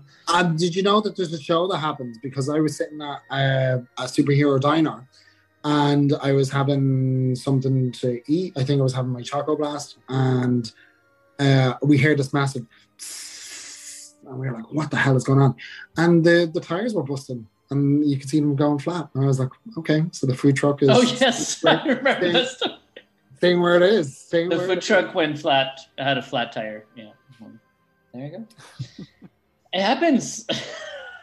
I don't know why, because it wasn't moving, but the someone heat slit the tires, maybe. Is the heat. Well, it was Patrick after eating his veggie. No, it was the pressure of my expectations. Just, it was too much to bear for the truck. Oh, all right. Yeah. So Funko Pops in the dashboard as well. That's kind of fun. Yeah. So Avengers Campus, I think we are all super proud of it. I am proud of Disneyland Paris for pulling this off. And when the whole expansion was announced, people were like Frozen, Star Wars, if it happens. And everyone was kind of like, yeah, well, they're going to retheme Backlot. Well, that'll be just, whatever.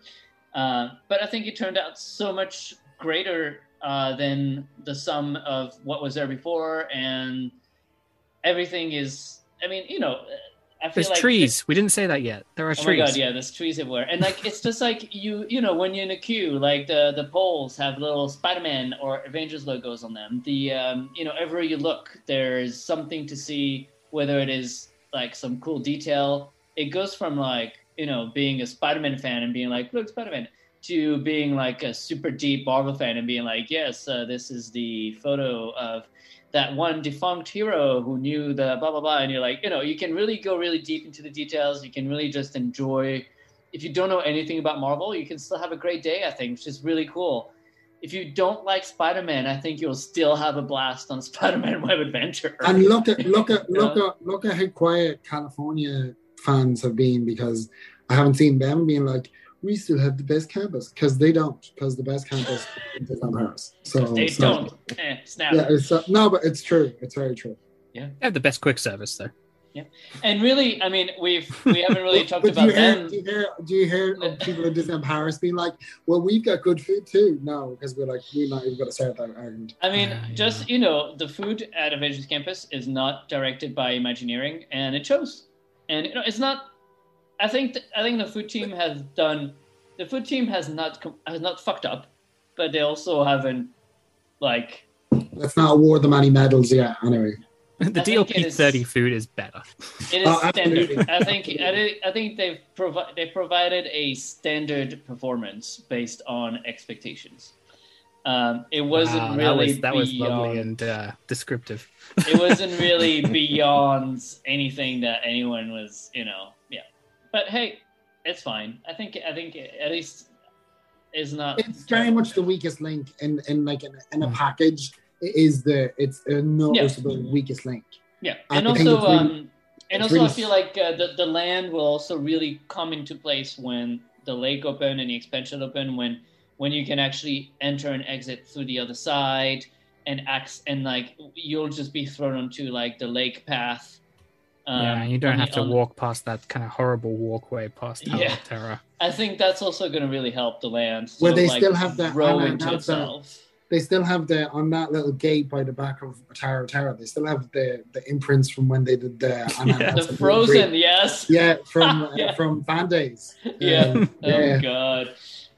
But yeah, and we haven't mentioned them in the celebrity section, but I feel like there are becoming celebrities in Paris. It's the Imagineering team that's been so lovely and doing the rounds of conferences, interviews, presentations, videos, just about everything. And also they were around the land for so many days, doing the previews after opening, got to chat with all of them, and they've all been like so lovely. And even I had a chat with some of the Imagineers randomly in Star Factory, and after 10 seconds of being cordial, they were like, "So Flight Force, tell me, so what do you think?" And I was like, and they were like, "Come on, yes, it's dark, we want to know what you think." And I was like, wow, that's like super. They were like, "Yes, we're aware." And I don't know, they're just really involved and really proud of what they've done, and really want to improve whatever little the comments that people have had. So the criticisms we get on Flight Force are fixable, right? They're not. Yeah.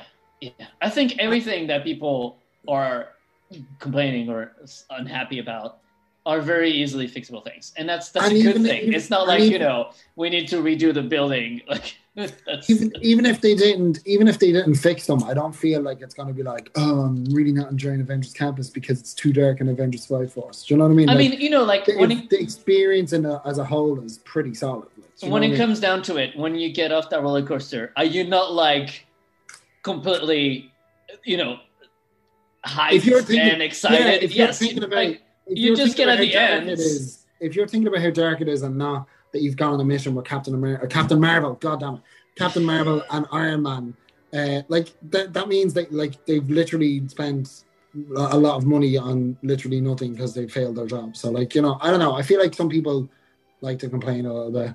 And it is but I mean, it's like it's an exhilarating experience. Like you get off that coaster, you're still like, it's a fun coaster. And when you get off, Spider-Man, you forgot that the pre-show was in France because you had so much fun shooting. Or that the ride wasn't really working that well, and it wasn't taking your arms. But yeah, they've had. I call it teething issues. I hope so. I hope so. They'll fix it. Because I feel like it's been getting a bit worse. But let's hope they fix it. Yeah, they'll fix it. Don't worry.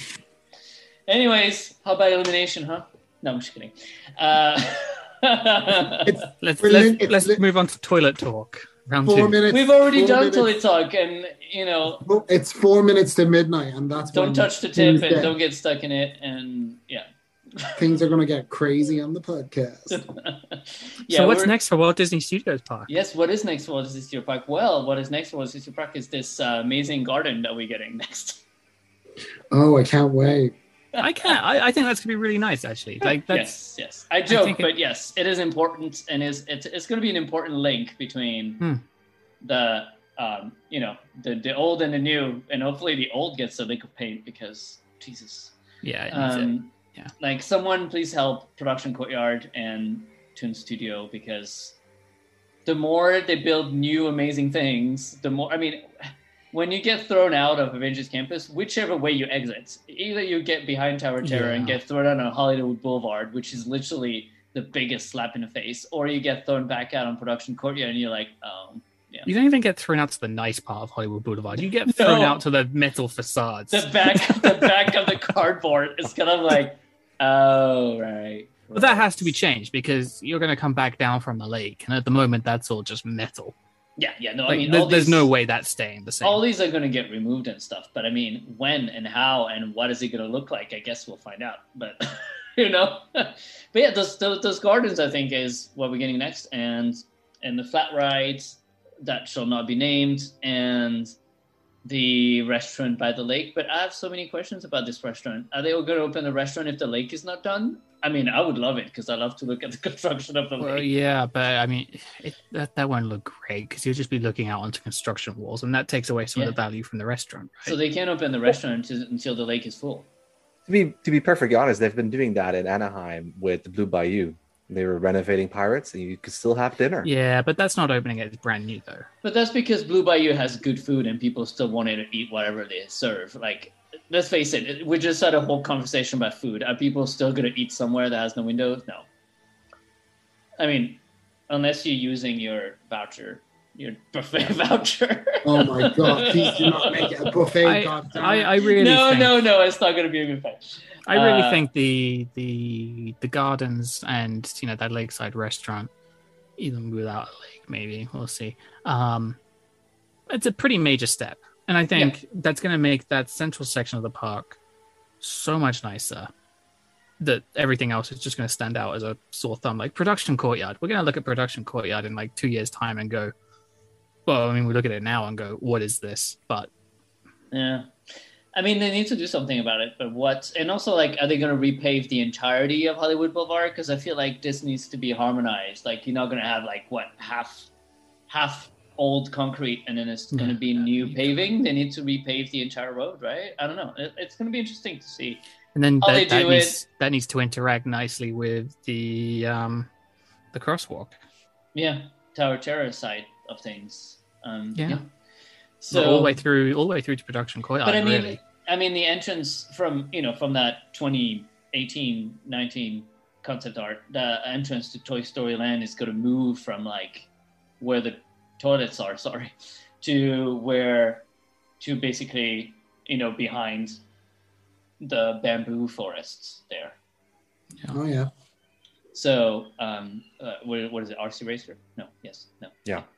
Yeah, and that walkway actually from RC Racer up to Cars Road Trip, it's a nice walkway. Like it feels like it's new. It feels kind of optimistic about what the future has, and you can tell, even though one side most of the time you're walking down there is barriers, you can tell that there's something nice that's going to be on the other side of those barriers, and this will be a nice walkway one day. They have major parade gates, like they're huge. And that walkway is large, like it could fit, maybe not floats, but it could fit like a lot of people. But I don't think that walkway needs to fit floats. It'll be another no. floats. But I mean, it needs to fit like utility vehicles that are going to be servicing the lake and all that kind of stuff. So so it's exciting to see, and so that's what's next because we're fans now. We have Avengers Campus, so chop, we want the next toy. I mean, I don't know. There's no. Disney hasn't really given a new estimate on anything at all. So maybe at D23 we'll know a bit more about the schedule and when things are going to be opening, but I don't know. I would expect that we start hearing about, I mean, maybe not straight away, but we can get a good idea of what's coming from Frozen pretty soon because we've got the land opening up in Hong Kong in the not too far future, and it's not going to be a million miles away from that. I mean, I know it will be different. Yeah, I mean, I don't know. For Paris, I don't have a lot of hope for imminent announcements, but let's see. No, but what I mean is, you'll be able they'll to have to show Hong something at D23, and I'm sure they're going to be like, "Look, we opened Avengers Campus. Here's a cool video." Yeah, but I mean, you'll be able to look at Hong Kong and go, "Well, the facades look nice," and you'll get some ideas. Just like you got ideas when Avengers Campus opened in Anaheim, you were going, "Well, I know it's going to be different, but." Yeah, I think Frozen in Paris will be a lot more similar to Hong Kong than Avengers Campus Paris and Avengers Campus Anaheim. Yeah. Just because of like the nature of it, Frozen is just made from scratch, and I think a lot of the plans. Well, they're getting 2 attractions though. Right. But I mean, apart from that, like the town and the castle and all that, I think is the quick service restaurant, which that ought to be fun. Yeah, but I mean, hey, at least we're not getting a Frozen buffet. Crummy soup. At least we're not getting crummy soup. Yeah, well, the good thing is that, there's so much to look forward to. I remember... Rosalie, that's next year as well. I mean, it's not Walt Disney Studios, but oh yeah, I mean, there's some big stuff coming. Are they going to be in time for this? Because they just emptied the space, but nothing has been done yet. I mean, let's face it. Like, I guess it's just, refurbishing a restaurant is easy. Yeah, that's true. But aren't they going to demolish it? They're going to demolish it and rebuild it, apparently. No. I mean, the concept art looks identical. I saw like a demolition permit was filed or something, wasn't it? But that might be for the outside section, right? No, they're not going to demolish the whole building. No, but they're going to demolish parts of it. Yeah, that front section probably, yeah. They're extending, that's what I mean. They're extending the kitchen. They're doing like some sort of stuff like that. So like they are gonna like, that's what I mean, in that they're gonna like, there is gonna be like some structural modifications, right? So yeah, I don't think it's going to be a heck of a lot of work. I think that will open on time. I'm pretty optimistic about that one. It'll be weird because it's going to look nice compared to the rest. It's going to be another Walt Disney Studio situation when you have like something super pretty and next to it, like across from it, is going to be the Rainforest Cafe, which basically you're lucky if like some frog is not falling on your face. Well, Earl of Sandwich looks pretty good. That looks nice. Yeah. It's all right. No, it does. It looks nice. And it has that nice upstairs section looking out onto the lake. Everything's just so mismatched. But I think Earl of Sandwich won't be mismatched when this is all done. Yeah. It's like the Starbucks. It's already done, basically. The Walt Disney, the Disney Village refurb is brought to you by Earl of Sandwich and Starbucks, because they're literally the only two things that they're not going to have to. And also, it's all happening over 5 years, and I'm like, Jesus Christ. Well, I mean, you can't really close things down because I know. We get to this point in winter where at the moment, okay, great, we're open until 11 p.m. and that's nice. But we got 6:30 closes on the way, and they are boring. Yeah, agreed. Well, in any case, very proud of Avengers Campus, and I think it's going to be, the thing for the next year and a half until we get anything else new. So, enjoy it. But thanks. A lot of our hard work went into this. Thanks, so enjoy it, everyone. Just enjoy it. Did a lot of work on that. Shut up, everyone, and just enjoy it and stop complaining about a new attraction in Disney Park. I mean, Natasha was pretty clear when we had that meeting with her. She was like, well, I think basically until all the expansion is done, nothing is going to Disneyland Park. So it's hard to disagree with that because the studios needs it. I mean, we're right now we have 1.4 parks in Paris. We need to have 2 parks. We need to have 2 full real parks. Well, Disney Studios, it's like a 3-hour thing, and Avengers Campus pushed it to like 5 hours. Unless you're Patrick and you spend your whole day there, but that's it's like that's so true. Or me. I mean, I spent so many days in there. But for like your average guest, like we need to have 2 parks where people can spend 2 full days without redoing anything, without being bored, without going back to the hotel. We need those 2 full parks. So until we get that, Disney Studios, it's going to need Frozen, it's going to need the lake, and it's going to need the third land or whatever it is. That's needed. Yeah, because right now it is just not a full day park. Even with Avengers Campus, I mean, it's better. It's better. But it will be. Yeah. If you're gonna do Crush Coaster, Ratatouille, some Toy Story Playland, watch a couple shows, and do Avengers Campus, you'll have a good day at Walt Disney Studio Park. But it's still not Disney California Adventure level of like I'm having a blast in this park all day doing all those amazing things. No, I totally agree. But I think that, again, for people who are listening, and if you do only have a day and you're like, oh, do I want to waste the day in Walt Disney Studios Park? I feel like if you are interested in discovering Avengers Campus and you are interested in like discovering like the whole kind of array of things that you can do there, I feel like with Disney Junior, Frozen, Crush, Ratatouille, a little bit of Playland, and heading into campus, and if you manage to snag a reservation for Pim, like that's a pretty, like I would be happy to pay for. I agree. That's a good day. That's a good day. I think whereas maybe up until I don't know, like a month or 2 ago, we'd probably go, oh, you're going to use your 1 day, 1 park ticket on Studios. Don't do that. Now it's like, okay, well, you want to see campus. Yeah, it kind of makes sense. You're going to have a good day. Yeah, like because you could totally blitz it in magic hours before, like you could have used your magic hour and pretty much had time to spare to run over into Disneyland Park before they started letting the masses into there. So like you could, but like no, I think I wouldn't be afraid to recommend someone who's interested in campus to spend a day in Walt Disney Studios Park. You'll have a really fun time. Yeah. And on that note, anything else? Should we end it there so that we don't have another 3-hour episode? Isn't it already 3 hours? It's pretty much already 3 hours. Pretty much 3 close hours. to 3 hours. It might just be close to 3 hours. Well, it's a new land. Like, how often do you get? We didn't even have a break. We didn't have music. Patrick, did you have a quiz? Should we do the quiz? No, let's not do the quiz because I didn't do it. Well then, okay. We'll have a quiz. We'll have a quiz next time, and I think our next episode is probably going to be sometime in September after some. This is how I get asked back to the podcast. I have to do the quiz, or else I'm not allowed back. No. So the next one's after D23 Expo. Exactly. So we can discuss all the announcements for Disneyland Paris. Probably not much. But anyways. Thank you, my fellow recruits, for being on the show. Jeff, Patrick, and Arvid, special guest today. Sorry it's so late. I hope Christina doesn't get mad at us. Please apologize. I will. And yeah, and and thanks everyone for listening. And we'll see you next time. Bye-bye. Bye. Bye.